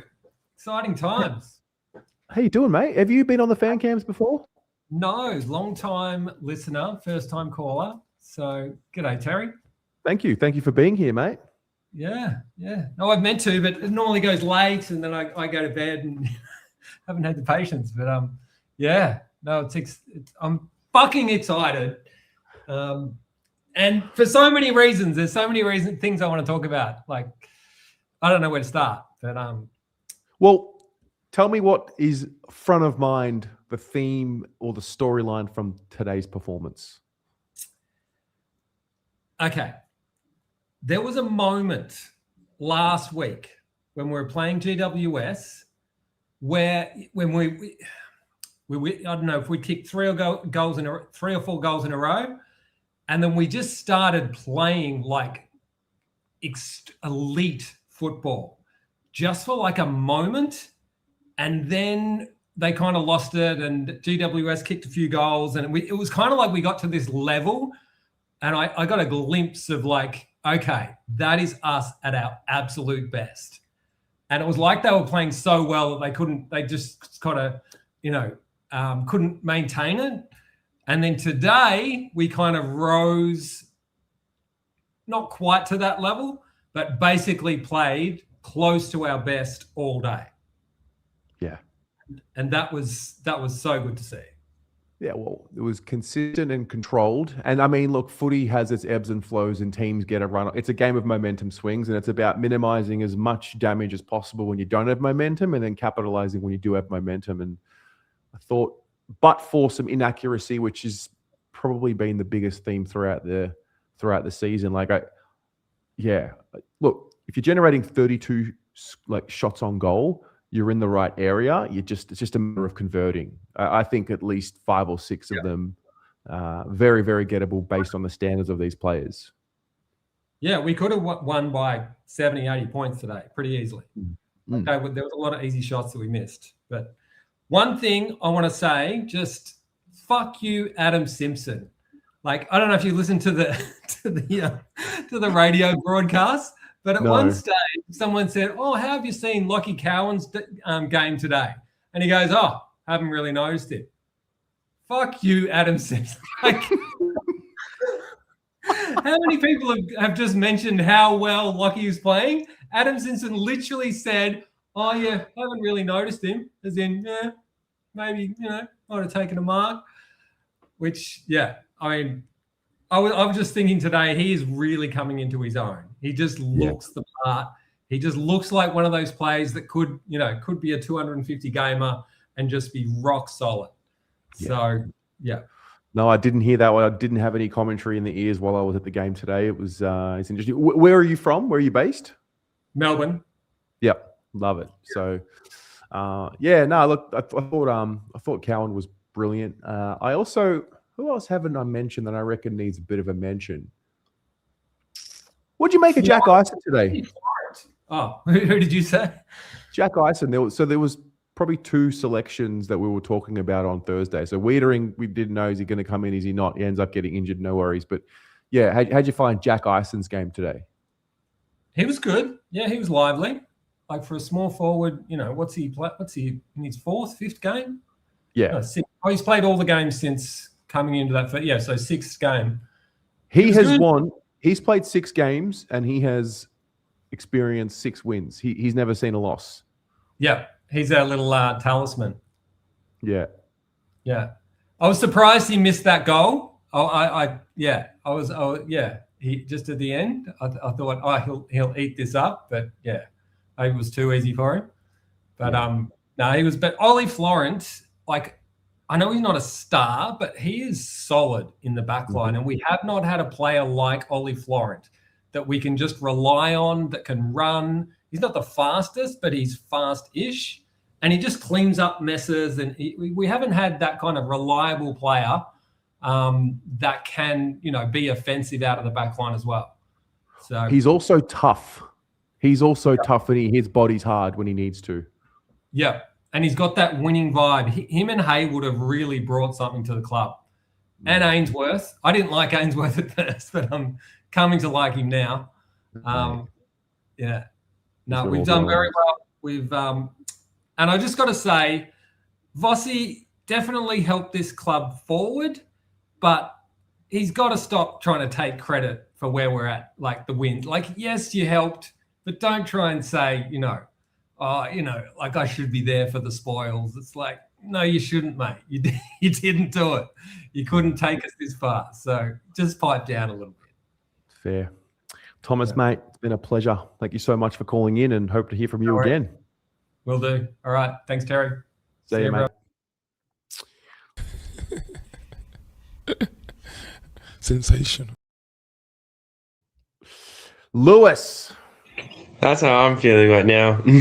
Sensational, mate. Just sensational. 6:29 Oh p.m. on a man. Saturday. You're in bed. What's the story, mate? Well, I'm just tired. I played a game today. How'd you go? We won and I kicked the goal. So yeah, I'm Very stoked. good, mate. I'm Player stoked. rating? Player rating. Give myself for the team. I'll give the team like a 8 out of 10, and for me alone, I'll give myself like a 6. Did my job. Love it. So Love it, yeah, mate. yeah. Speaking about Oh doing their job, man, what do you reckon about our Blues, mate? What were your thoughts on the performance? my thoughts on the performance. It was just an overall collective team effort from the boys. They look like they trust each other around the ground. The attitude has changed, like what people have been saying, and most importantly, I think psychologically they are absolutely more positive and just more engaged in their tackles, their work rate. Everything is just a really good thing to see, especially from what we were going through with Michael Voss to now. And yeah, I just really am happy to see the transformation unfold week after week. And I think it's something that we've been waiting for with this list, and I think now we're all very excited every single time we watch the footy now. So yeah, Lewis, yeah. I need you to fire up, mate. What's the story? You want me for? I've been waiting Well, for what are saying you, this. like, what, 6 in a row, mate? You're sitting here giving me this, like, I don't know what you're giving me. All right, Like, all right, yeah, all I'm right. Can I very say excited, something? Can I mate. You say something? I sound wanted like to tell you you sound like something. we I lost the want to say game, something. mate. I wanted to say something.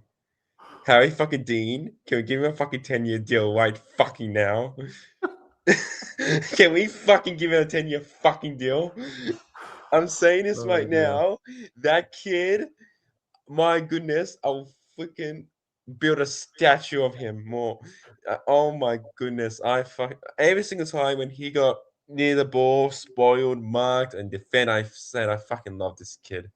Yeah. Jagger Smith, oh my god, I'm saying this right now. I will give him the rising star right now. Just give him the fucking rising star. Honestly, I don't care.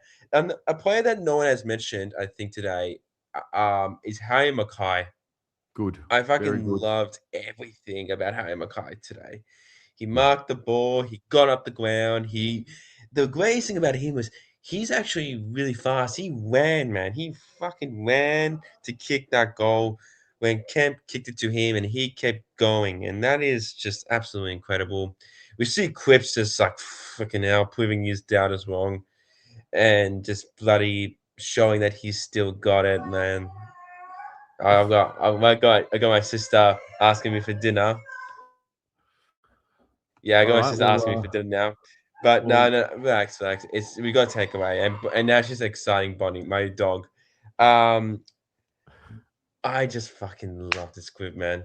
Now, you happy now? Are you happy now? yes, I I am. got Yes, I am excited. happy, mate. It was very much like extreme, but you know what? Like, better than whatever you were trying to give me earlier. You're like, yeah, I'm very. It was almost like well, mate, if you got to come on the fan look, I'm cams, sorry. like, I'm sorry. It was just burning hot when I was playing footy, mate, in the freaking heat, and I was like, "Fuck." Nah, fair enough, mate. Okay. Sorry, I Well, got my sister you yelling go, for me. you For me go and now. enjoy dinner Anyway, and man. enjoy the replay, and I'll speak to you next week. Yeah, man. Yeah. Go Blues, and to the chat, guys. Enjoy the win. Enjoy the weekend, and yeah. I won't be going on Tuesday. To opening training, but I hope you all have a great time. I hope you all enjoy next. I don't know when we're playing next Saturday. I think against Richmond, Saturday against MCG, Richmond. 7:35 p.m. Yes, And yeah, sir. hopefully we can get another win, and then we verse Hawthorn one game at a time, like always. So go Blues, and God bless you, guys. God bless you all. Love you all. See See you, you, boys. Lewis. Good on ya. All right, Shannon. Shannon, you got a camera? You don't have a. Hello. Yeah. Yeah. I don't see you. I can hear you, I think. This. Oh, Hello. that good? Yeah. Hey, Where are you? in my room.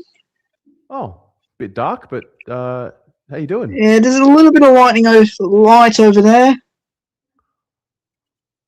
Oh, I good. mean, what the? Talk to me about. I mean, Yep.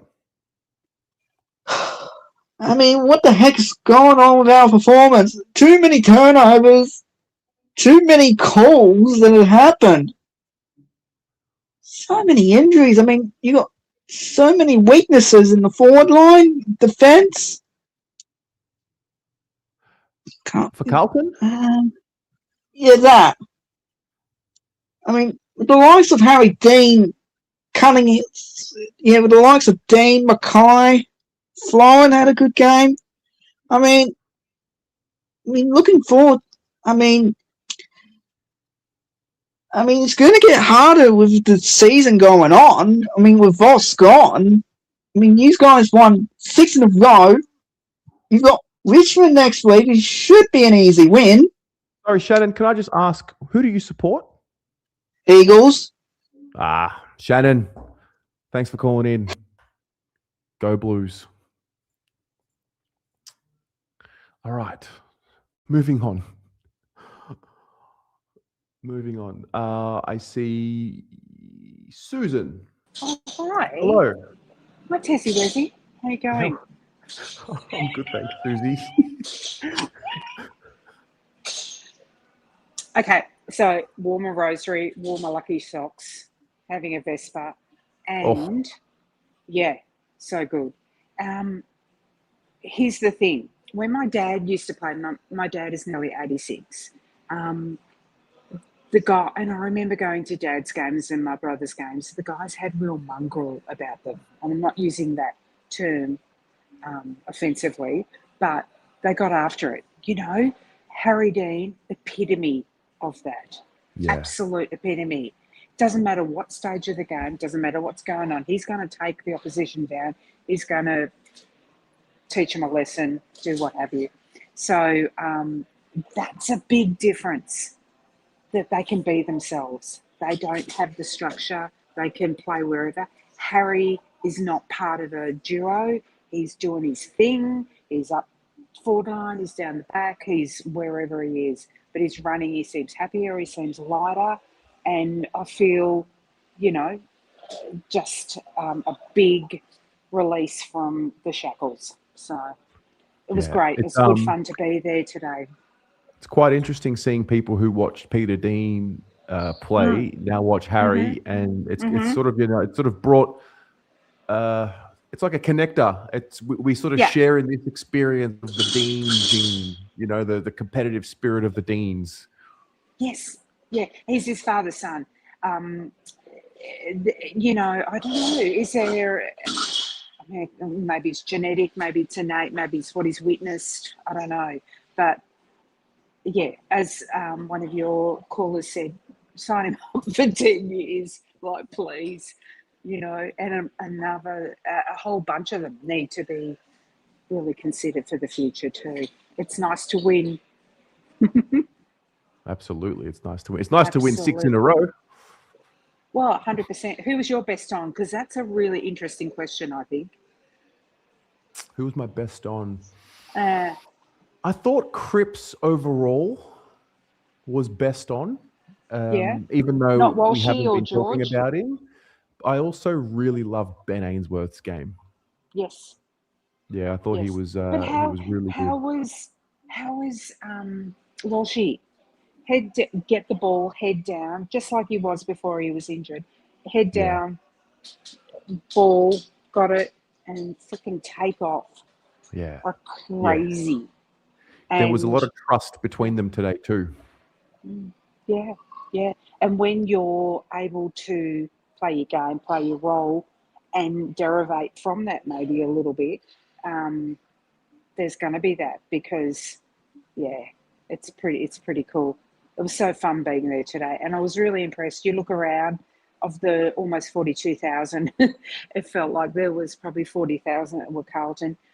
One of my favourite things is when I leave my hotel and I walk over the bridge and there's a sea of navy blue into Marvel, and you just give a hairy eyeball to the opposition, and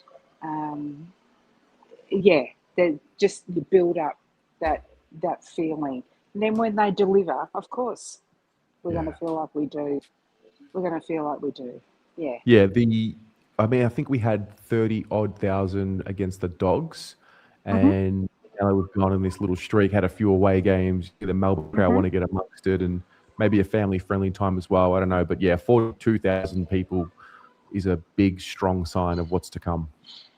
Being a teacher too, I obviously look out for the kids, and to see the littles there today, so excited, and out in the ground and down on the fence, and I was sitting near the race, and to see them, truly geared up for it, or whatever you say. They were gorgeous, and it was a good feeling, and it wasn't threatening. It was just it was good football. Melbourne, winter, everyone's rubbed up. It was pretty cool. So, but that mongrel of Harry Dean, oh my God, it reminds me so much of, I know we don't want to live in the past, but that won us premierships too, So, well, we've needed that attitude. We've needed play. I mean, I think Harry Dean's brought it to the club. I think Ben Ainsworth's 100%. brought that to the team. I think Yeah. Ollie Florence brought that to the team, and it rubs off, and it makes the other players want to step up in that way. Yeah. And you know what? Cripps has also got a bit of an attitude about him as well. Yeah, there was one play, I can't remember. Wasn't it the one where they were trying, this is a girl talk, but trying to get it. And then the umpire wasn't holding the ball or whatever it was, and everybody's going off their chops. And then he just goes in and grabs it and goes, I'm going, I've got it, I'm off. He's always had that. He just goes, no, leave it to me, I'll be right. After you tried, and you, umpire, didn't acknowledge that. And, he a little bit of backup. He stood back, and I remember watching him thinking, come on, Cripper, come on, Cripper, come on, Cripper, and then off he went. So I'm just loving watching H all over the ground, loving it. He's so engaged now. Sick. Isn't he? As I said to you at the start, he's not part of a duo. He's got his own identity now. And Fraser knows when to move him out of the forward line and get him some touches, and it keeps him engaged. Yeah, 100%. He's he just feels lighter, feels happier, and whatever they're doing as part of their fitness program and beefing the kids up, like those kids are 18, 19, 20. They're built like brick shit houses. Honestly, they are massive across the shoulders. Yeah, got that look. They're strong.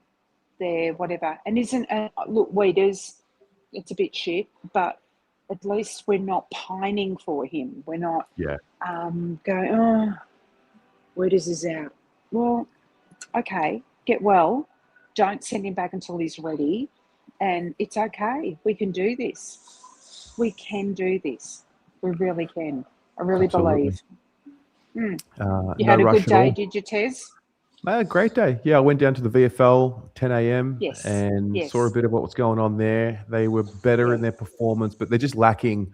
The forward line lacks so much. They actually put Ashton Moyer back in the forward line in the second half, and he just looked. So he just looked better. I think it's going to be. I don't think he needs to be a full-time this or a full-time that. I get what they tried to do, get him some touches behind the ball, but because Jack Ison and Taylor Byrne and these guys aren't in that forward line, it just lacks so much than what it was at the start of the year. So, he looked better, and they put a better performance in. They lost, so, no good there, but, better signs. That's good. How good the goal by Byrne. Oh, my God. Special stuff. Like, elite. And I was sitting down, near the cheer squad and doing all that, and it was, the feeling everybody just, up and at it. So, no Love harmonica this week though. That's all right. I like it. Just keep it for a special occasion. I don't think we need to. I think Well, in he was seasons just gone by, back. yeah, Yeah. exactly. Yeah, he was back, and he was, he was happy to be back. Yeah, Being on the spectrum and all, I'm sure. yeah. He's a Absolutely. ripper, absolute ripper. Yeah, no, he's a team man for sure. Loves his footy, and yeah, he's a good boy. Yeah. All right, you. I'll talk to Good you on soon. you, Susan. Thank you. See you, mate. Hooroo. Bye. All right. Very good. Let's go to Ben. Hello, Ben. Taz, Just keeps happening, mate. I can't hear you. Get me You back can't- in. Get me back in. I can't hear. Hang All on. right. I'll get you back in. Let's go. We're going to Thailand here. David. Hey, Terry. How are you? How's everybody? Well, mate, I think we're good. We're cool, calm, and collected. Saturday afternoon, early game and early fan cams. Business as usual. We're winning. Yes. Isn't that a great feeling? You know, just the I think vibe's it's safe different. to Isn't it? say. I think it's safe to say order has been restored. Yeah, and what I love about the way we're playing now is it's the real team thing. Yeah. You know, like we're not winning like West Coast Charlie kicks 10 goals.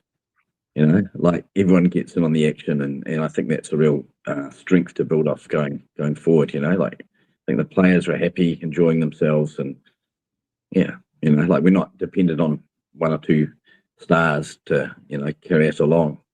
Yeah. That's a Yeah, good point. and Yeah.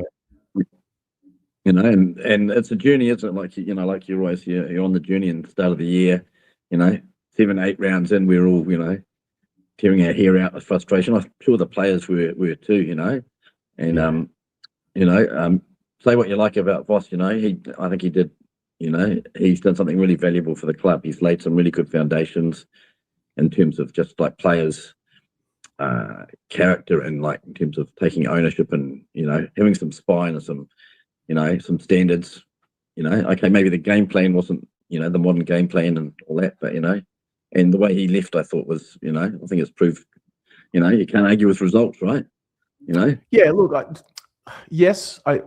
think there is part of the story of this group. A part of it is with Vossi, but sooner rather than later, I think we'll move away from that. And, I mean, this group had to move away and evolve to the next level and shed their skin and go to the next version of themselves. And the most pleasing thing is they did it, because I remember using the analogy of the caterpillar evolving into the butterfly. I did feel like we were pushing the bill, like we were sort of getting there, just hadn't evolved. I think now we're seeing the team has clearly evolved. Yeah, and it's great to see a number. So many players we could talk about whose game seems to have come round. Like, what I'm thinking of is Lockie Cowan. And he was, like today, I thought he was excellent. And he's just got that little edge to him. Like he's and he's aggressive in terms of how he attacks the game, attacks the ball, and willing to take some kicks on and things like that. And I think that's that's great. Like no one's going to push him around, and I just I mean, there's so many players you could talk about, but that game, on the coverage they were talking about, how when Taylor Byrne got his last kick, it was like everyone on the team had got 10 disposals, which is the first time since I don't know, since you were in nappies, that sort of thing, a long time anyway. It was just like it doesn't really matter the disposals, but just the fact that everybody was involved. And even like Jack Ison, who I thought, is he even involved in the game? And he seems to be struggling a bit, but he actually had, 10 disposals and some kicks and things. And, so. Well, good little sign, I reckon, of a good team is that's playing, with the right team spirit is the end-to-end goal. Brody Kemp really could have just gone back and slotted it, but handballed it over the top and gave it off to who kicked that goal? Who kicked that goal? Maybe Francis Evans. Maybe Francis Evans. Yeah. So like they're just playing for each other. Supporters can pick up on these things. We watch the teams so closely. We just pick up on when they're connected and when they're not. And it's a sustainable style of football. It's not going to maybe take us to the heights we're aiming for, but like I think it's something we can take to any game and compete with any team. Awesome. And obviously there's things to build and things to improve and players that will mature and all that sort of stuff. And the coaching thing's going to be fascinating. Yeah. And I don't know quite how that's going to play out. Like the more Fraser wins, the harder it is to not say, "Well, sorry, pal, you're it," whether you like it or not. I think in some ways. Yeah. And I don't know how that's, whether that's good or not. Yeah. Anyway, we've got a good team, and it's just good to see the fan base happy as well. And marathon fan camps, and it's not marathon of people crying and whinging and moaning and being frustrated. You must feel a lot happier doing what you do now, Terry, compared to like 3 months ago or whatever.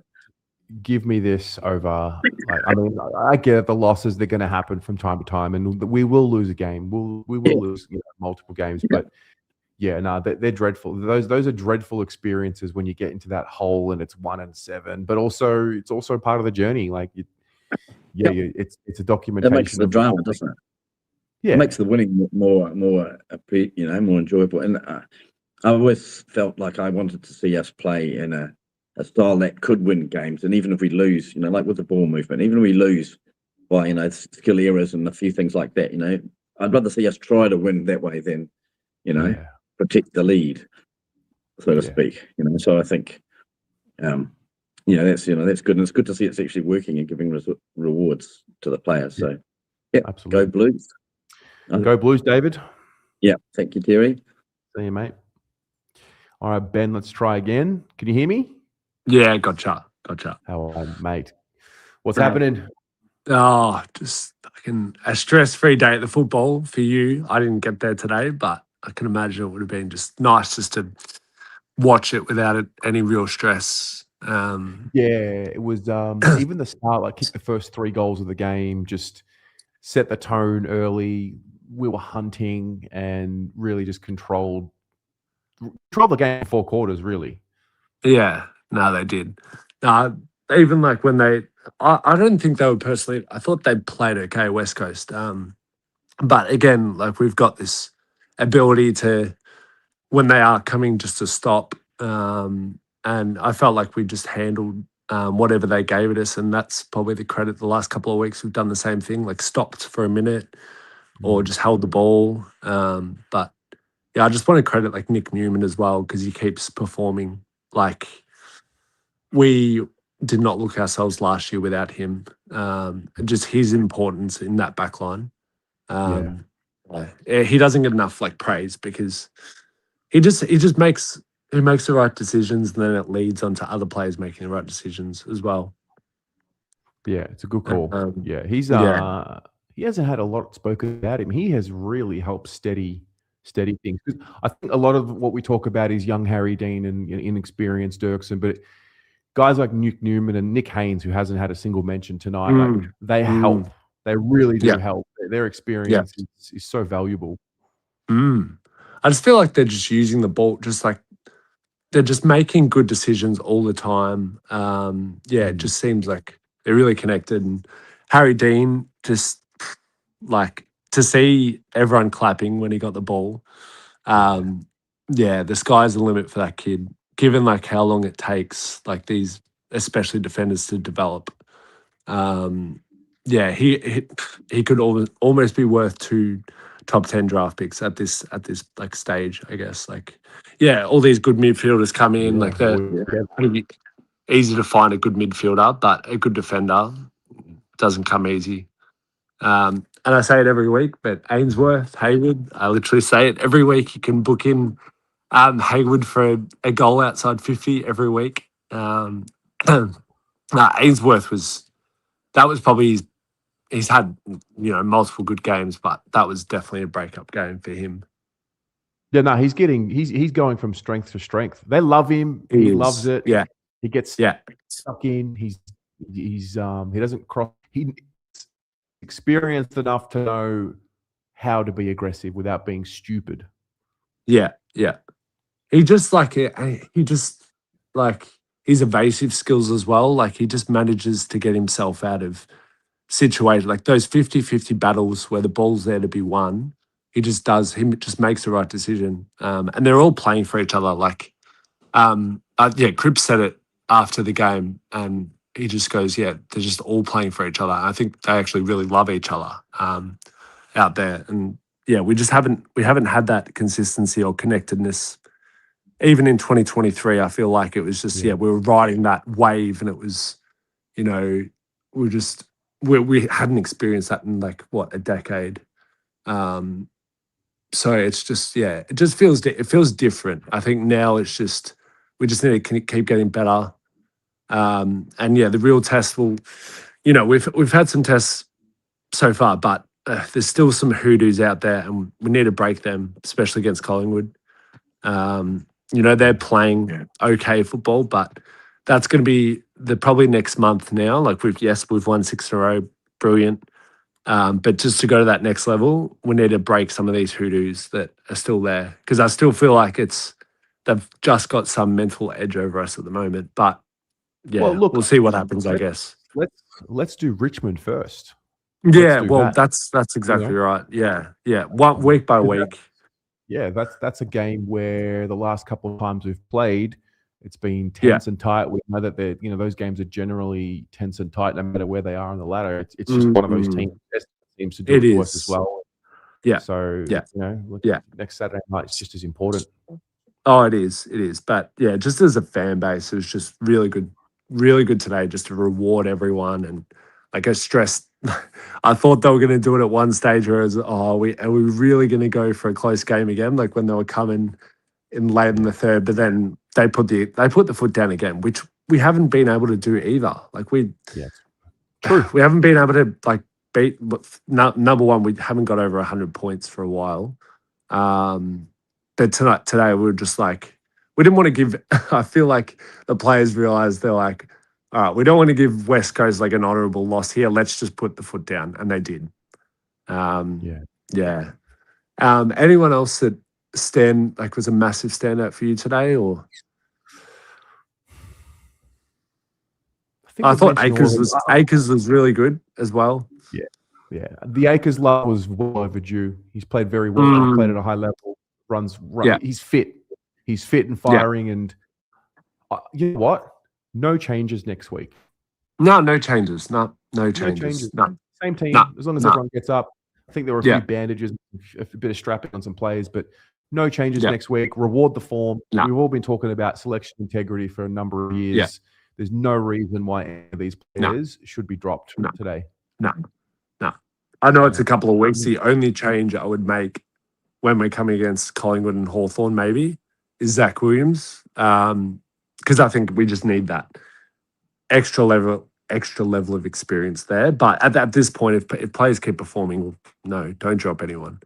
But that's in a couple of weeks. We'll work focus on that when that comes. But he will get a chance again, I feel like. Yeah, he will. He's got to earn his way in, but I'm sure he'll do it. Yeah, that's it. And one last shout out to Harry Mackay as well. Just he's loving his footy at the moment. Loving it. Yeah, you can tell. He's loving his footy and he loves his coach. Yep. So it's really good to see, because he's copped it. He's copped it a lot.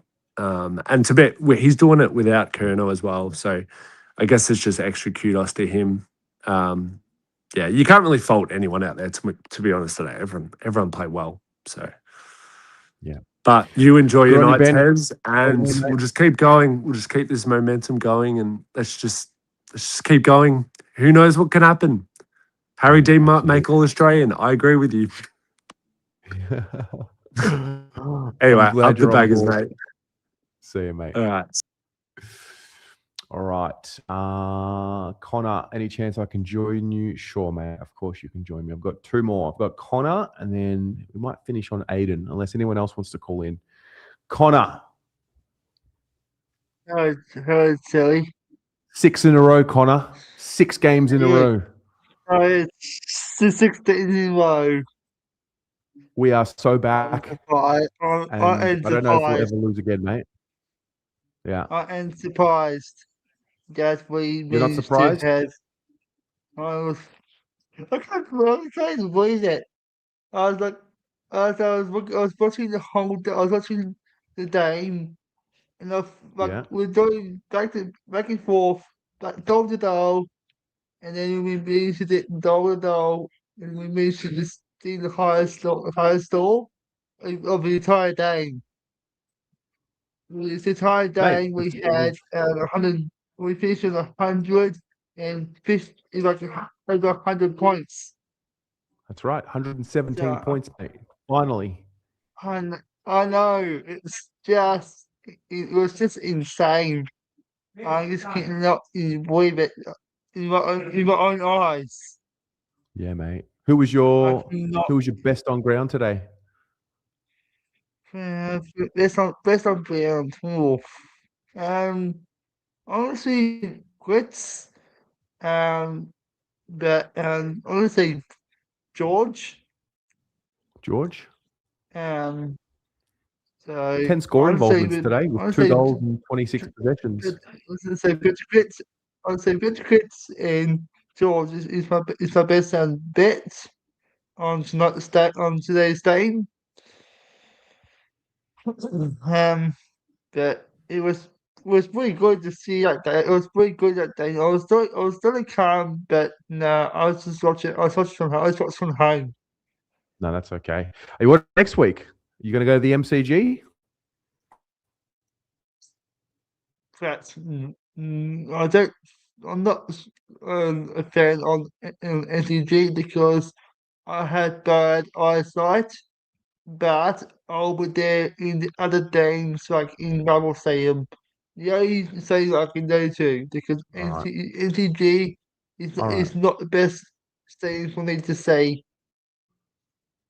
Sorry, but I That's why had you go bad to Marvel games. eyesight. Yeah, I had to go to Yeah. Marvel Stadium All right. Well, because Connor, it's I easier to reckon see. all right. Well, what we'll do is I reckon we'll see you. I Yeah. think it's the Brisbane game at Marvel. How about that? We'll see you there. I'll probably do. Yeah, I'll be there for the. I'll be there for the. For the Carlton and Douglas game. All right. Or you not? Go well, Or you not Connor. thinking Go that Blues. game? Go Blues. See you, mate. Love it. All right. Aiden, let's talk.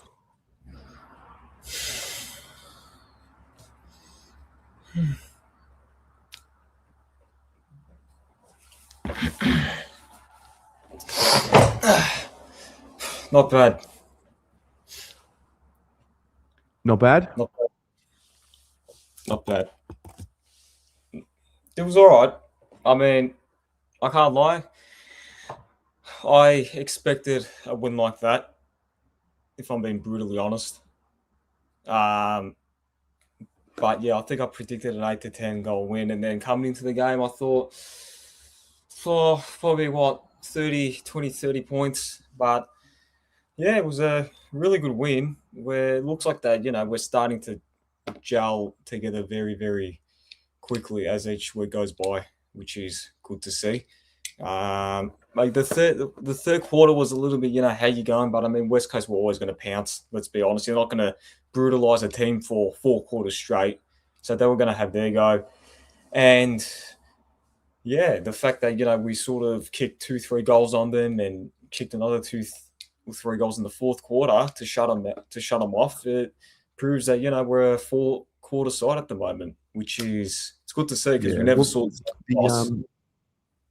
well, the accuracy part is the thing that hurts us, especially in that third. I think it was 2 goals, 5 in that third quarter. And we're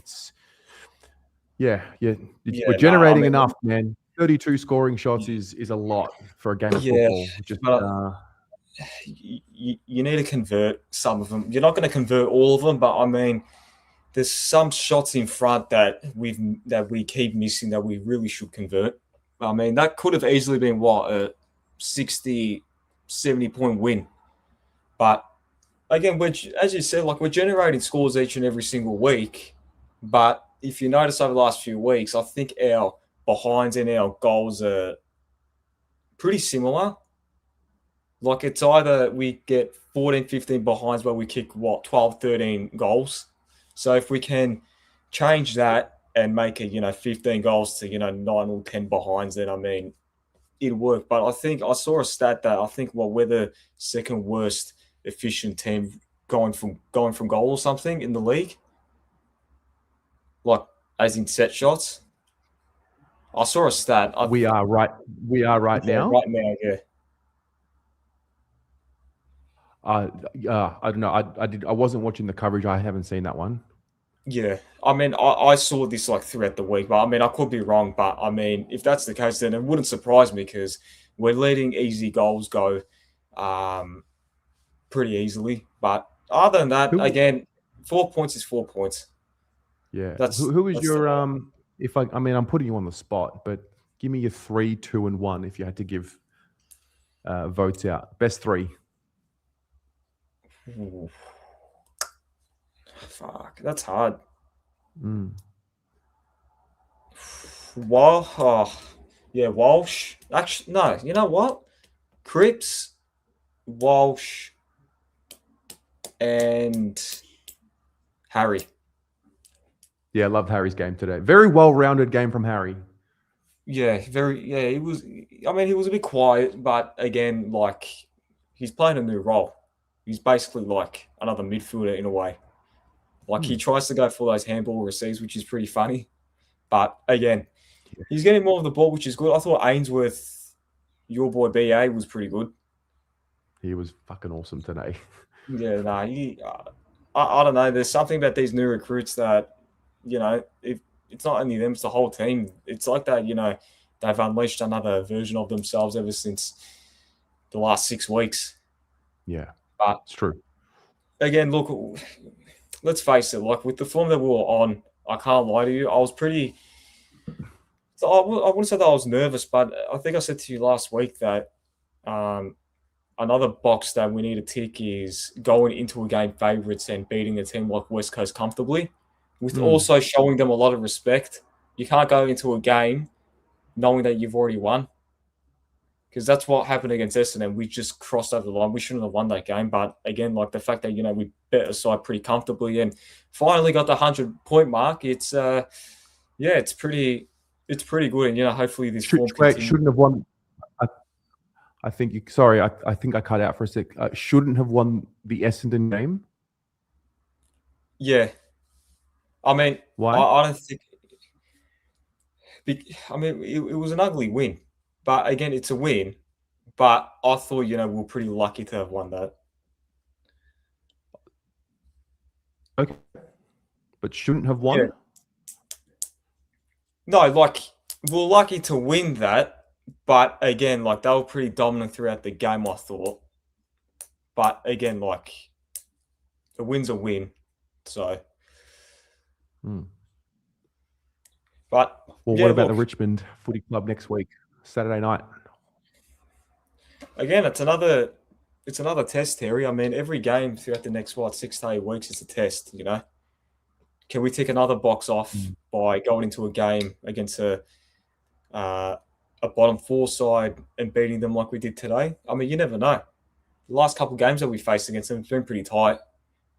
And then after that as well, Hawthorn, which is, again, can we beat a top 4 side pretty comfortably? That's another thing. Well, we have. Oh yeah, but I mean, like, comfortably, not a tight one. Because I can't remember the last time we beat a top 4 side comfortably. Probably Geelong last year. Probably the last couple of years, yeah. Yeah. But yeah, look, it's good that we're winning. A lot of people are a bit nervous about whether we can get Cody Walker or not. Again, I think the club have already figured that one out. They've got a lot of contingency plans. They probably thought this out throughout last year and coming into this year as well. So I've got no doubt that we'll get him. But again, we're looking pretty good with our Wiedering. I can't lie. 4 games without Wiedering for 4 wins. Yeah, I know. I mean, I copped it a lot during the week. I said on the TJP that I would, get it. I'd make him fight for his spot, and a lot of people didn't like that. But again, look, I don't want him to leave. I don't want him gone. And I'm not saying that if he does leave, our backline will be fine. I don't think so. But again, if a team like North Melbourne comes in with 3 first-round picks, would you genuinely consider it? I'm not letting him leave for less than that. 3 first round. Yeah. Right. But I don't know. I think we'll get to off season when we do. one thing I've learned over the last 12 months for sure is anything can happen. Any move can happen. I never thought we would have lost Charlie Curnow, a player that was signed to a long-term deal. I thought this time last year that he had just been, a bit banged up and no preseason. I think Wiedering's had a really unfortunate year. Like he didn't fake the hit in the state of origin game, and he hasn't faked the knee to the head. Like that really happened. And it's tough. Like, am I a bit suspect on the calf thing? Yeah, but I spoke to people today who were at the club on Thursday and saw him with the bandage, and it is what it is. And we just, don't rush him. Do you think he'll be out for long? I think he'll be out until at least round 19 and see what happens there. But I think he's an important part for if this team keeps winning, we go on a run. He's a crucial part of the last 4 or 5 weeks of the season. Like crucial. He could be the difference between winning and losing one of those games. Like we're talking games against Fremantle, Western Bulldogs, St Kilda. That's going to be an important, Brisbane Gold Coast. That's an important player. Oh yeah, 100%. I mean, he's an All-Australian and he's won the B&F twice, and he's arguably our best player. But again, can our backline sustain this form without him, especially coming up against good teams throughout the next 3-4 weeks? I mean, we'll find out. But again, you have to give credit to that backline, especially Harry Dean. I mean, I saw Paul posted something about he should be in consideration for All-Australian, and why not? Who's better than him right now? Arguably. I mean, you probably give it to Alex Pearce at Freo right now. Harris Andrews, they'll be up there again. I was getting a little bit carried away. I'm not going to, but I mean, we keep winning games and he keeps getting scalps like this, then I don't know. It's going to be an interesting conversation. Oh yeah, 100%. But again, look, for anyone wondering, my funds are 96% because I'm going out later with my mates. So very good. We just need to keep winning. That's all. This season is very similar to 2023. So I have a question before I let you go. We're going to watch the Fraser conference and all the other stuff later. But before I let you go, I heard you during the week. You mentioned if you had have spoken to Rob Priestley and Graham Wright, that you would have asked harder questions. Can you give me an example of a hard question that you would have asked?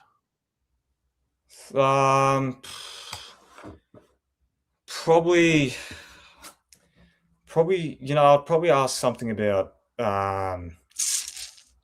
Can't really think of one on the top of my head. Probably Elijah Hollands, possibly, or Greg Williams. Like, why is he still there? I'm not saying that your questions were bad, but I mean, personally, what was the question? What was the hard question? Sorry. No, I'd probably ask what's Greg Williams's role at the club? Like, why is he there? Because he hasn't really done a lot there, or probably even Elijah Hollands. Like, what's going on with him? Why hasn't there been any update on him? So, I'm not saying that your questions were bad. Yeah, but no. I didn't say you did. I think they answered the Greg Williams question in the AGM. We covered at the start of the year, and I mean, we have the update on Elijah. He's not playing. Yeah, but again, I just thought that. I mean, I don't really know. I don't think I heard what you said about Greg Williams at the start of the year during the AG. What that question was, if you asked him or if anyone asked him. But yeah, I'm not saying that your questions were bad, but personally, I would have probably asked them. But I just don't know where the hard question is. You haven't given me a hard question. Like, what's hard about that question? What's hard about those questions? No, because it keeps the club accountable, sort of. Because again, like the people want to know, like, about those, like the people want to know what's hard about the question. We've already heard those questions. I'm just very curious. That's all. No, because the supporters have sort of wanted to know why is Greg Williams there? Like, is he actually doing his role properly? Like, why is he getting paid as a board member? Like, because from my personal opinion, I don't think he's doing anything. At the moment, like he's been there for long enough, so I don't understand why is he there. Right. So, Yeah. Yeah. I mean, I just think we already asked that question and we have the answer. He's a consultant to the club. So if I had have asked that question, I reckon it would have been a stupid question because I know the answer.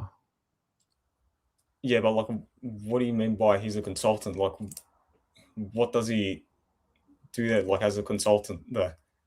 Because he's Go the to only the paid board member at the club. go to the AGM video that I did, and I reckon the answer will be there for you. Yeah, all good. But I'm not saying that your questions were bad. So what was that? I said go back You and cut watch out. the AGM video, and I reckon your answer will be there. Yeah, it was already covered. Yeah, all good. Now, again, I'm not saying that your questions were bad, but again, like, I just probably would have asked sort of that question along the lines. So Yeah. No, Yeah. interesting. Well, Aiden, enjoy the win, mate. Go Blues. See ya. All right, that's us. Let's watch some of the post-game stuff. A bit of Harry, Mackay, and Jagger Smith. Couldn't leave the goals to H Jags, had to get one just before the siren went. Talk us through that. Yeah, it was nice to get one in the end. I wasn't sure if it was actually going to be allowed a goal, but took a bit of inspiration from the big fella running 100 metres. Bit like Bolt there. Similar. You were very happy with the last goal. No, I wasn't. I was just happy we got the win. Great way to finish. It was awesome. Thank you. Harry, 6 on the trot. How does it feel to put together some consistency in the last few weeks? Yeah, it's been great. I think, to be fair, all year, the ability to play some strong football in stage has been great. And then I think the consistency over 4 quarters over the last 6 or 7 weeks has been great, and a little bit of nourishment for the group in terms of the 4 points has been fantastic. And I think more importantly, just the way we've been playing has been great. And it's definitely building a lot of confidence in the group, which is awesome.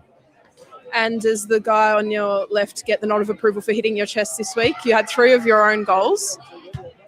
Did he kick anything? I don't think I did. I can't remember. I don't think so. Because he would have told me if he did, so maybe not this week. Jagger, a huge game from you. How'd you see the midfield connect in there today?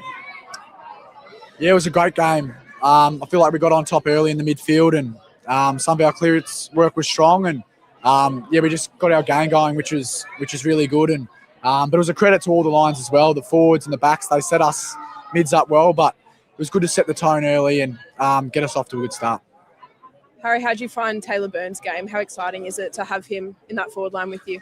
Yeah, he was unreal tonight. I think every game he's played for the club, his pressure and all the little things have been first class. And then for him to get a bit of reward today was great. And then even he just passed a few off as well, very selfless. So, Burn has been a fantastic addition to the forward line, and he's only going to get better and better, which is scary. Jags, earlier in the week, you named a GOAT after Harry Dean. Is that a fair assessment after his game tonight? Yeah, I think he can keep that title.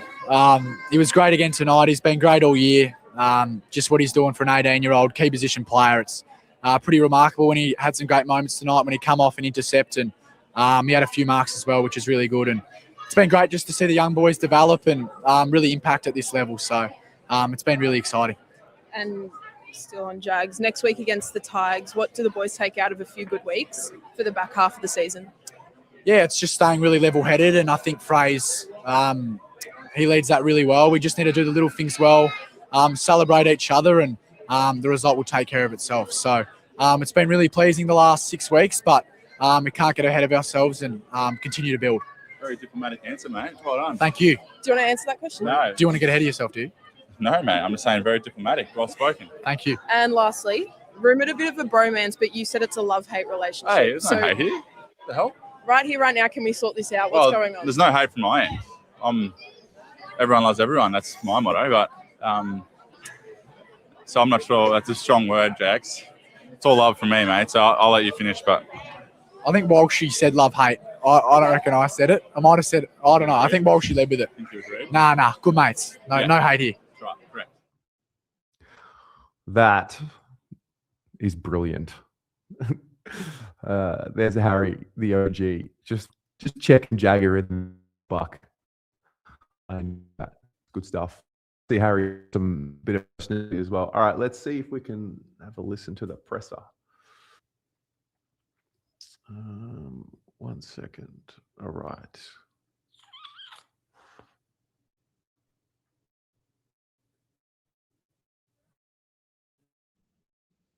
Unfortunately, you look at the stat sheet, there probably wasn't an area where, I mean, correct me if I'm wrong, there wouldn't have been too many areas that you would have been displeased with. How did you sort of see the game today?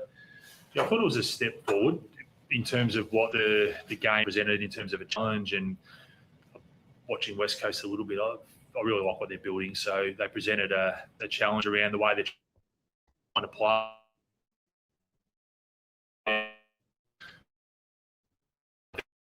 Teams that are trying to build an identity can become dangerous. So the way we're able to manage defending the ground largely pretty well, there was something I wasn't thrilled with. It's part of our learning, and I just said to the boys, like, if I'm to surmise where we're at, I think we're still going through some growing pains, and we're doing it, getting results, but there's still parts of our game that we've got to get to work on.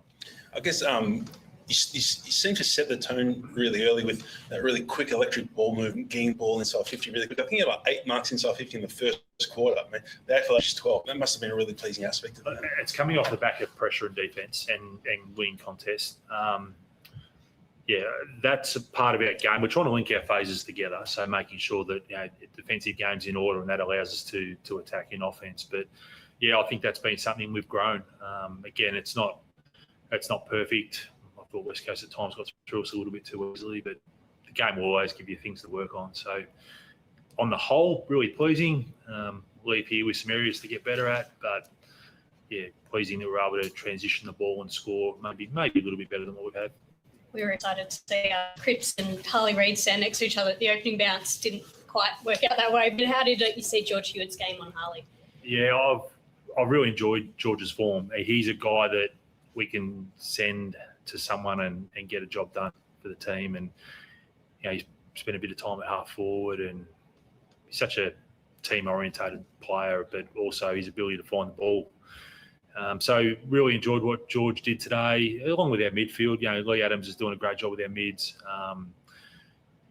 And again, that extends to our other assistant coaches as well across the field. When players go forward, Timmy Clark's managing what that looks like for them, and our backs have held up really well with Ash Hansen steering the ship there. So, but George in particular has given us a real asset in terms of being able to send to a certain player at any given stage during the game, and has had an impact for us. Can you believe that George is out of the team early in this year? Yeah, I can. And I think this is part of when you're trying to find out about your list and where the game's going, you need to have a look at what that mix can look like. And I guess it sort of backdates when we spoke about the challenge of individuals getting better 6 weeks ago. George is in that boat too. So George doesn't exclusively midfield. Adam Cherry's gone out to wing. Benny Ainsworth spending more time inside. So our players have to grow their games in different parts of the ground, and it gives us flexibility game day. And we'll keep considering what that looks like. The Eagles didn't take a mark inside 50 till halfway through the third. You must have been thrilled with your defensive unit. They've been terrific. It's Nick and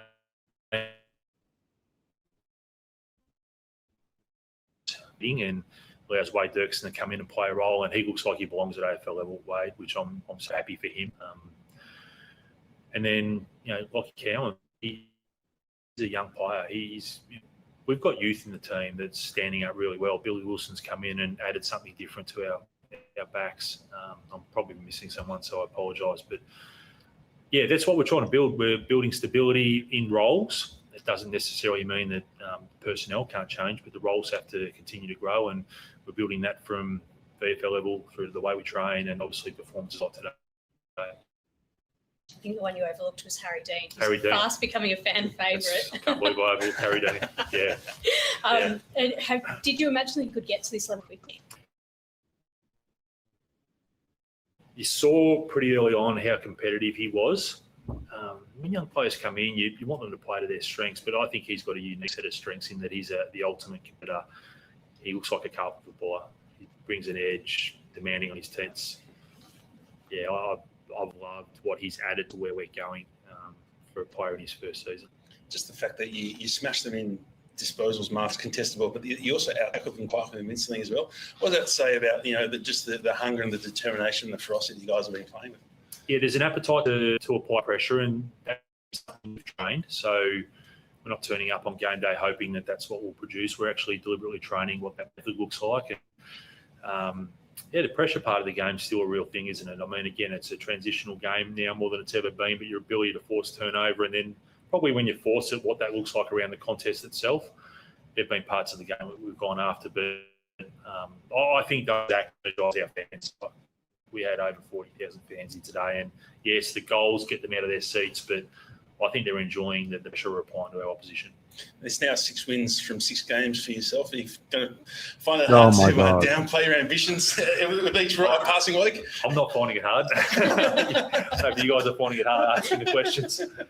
No, I've got really caught up in, and my approach has been really around the process of how we get better. And I've got caught up in this through the players, really, how far they've grown and their appetite to get better. That's really sort of my focus hasn't waned, but it's kept me really present to how we keep getting better. So there's no shift in my mindset other than really like large parts of our game, things we've got to work on.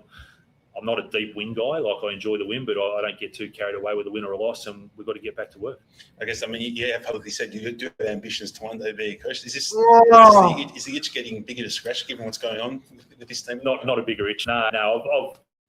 I've had the ambitions for a long time, and again, I think I spoke earlier in the week. You never quite know when you're ready. So this is giving me quite a unique opportunity to learn and grow in the chair, and it is an interim role. I'm acutely aware of that, but really my focus is on making sure the club's in a better place at the end of the season. I mean, I know we've heard the sort of answers before, but just if the results do roll the way they're going, would you like to be involved in the process at a stage when they're looking for a coach? Would you like to your name be in there if these results keep going the way they're going? The only thing I'd like right now is to go and review the game really well and make sure that we're set up well Monday.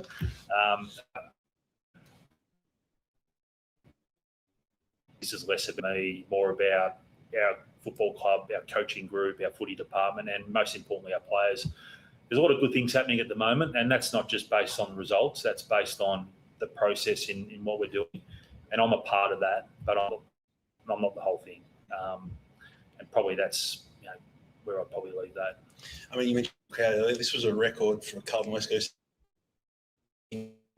for a home away game.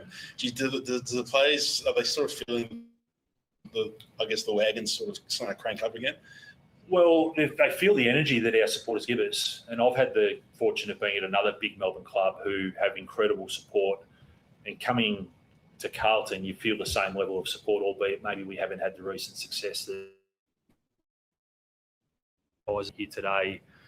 Again, I think they're energised by the style of football we're playing. And clearly the wins are important or the results important. But, I think our players enjoy playing in front of our supporters. So looking forward to another good turnout next week.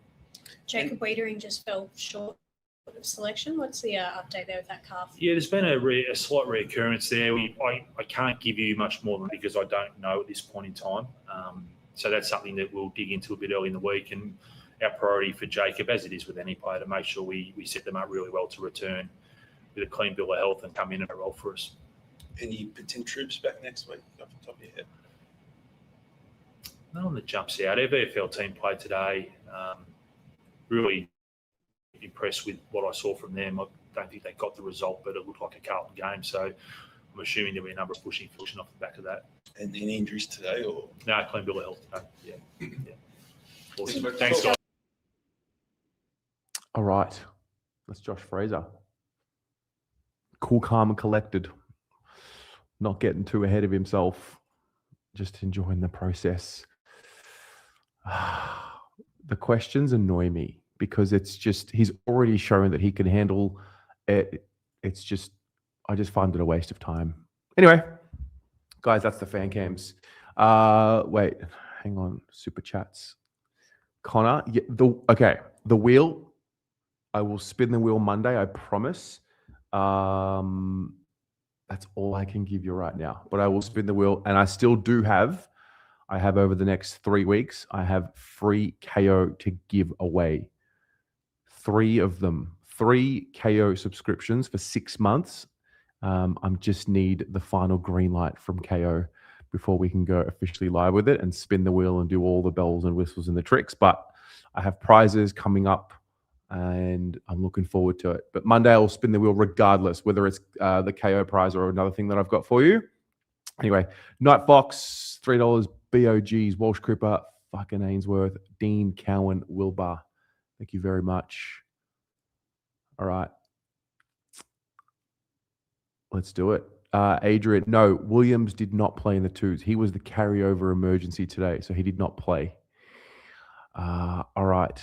Leave it there. I might punch out a review. I might do that. Yeah, I'll get the review done. It'll be out shortly. I'll share with you my experience today. We'll go from there. Take care, guys. Go Blues.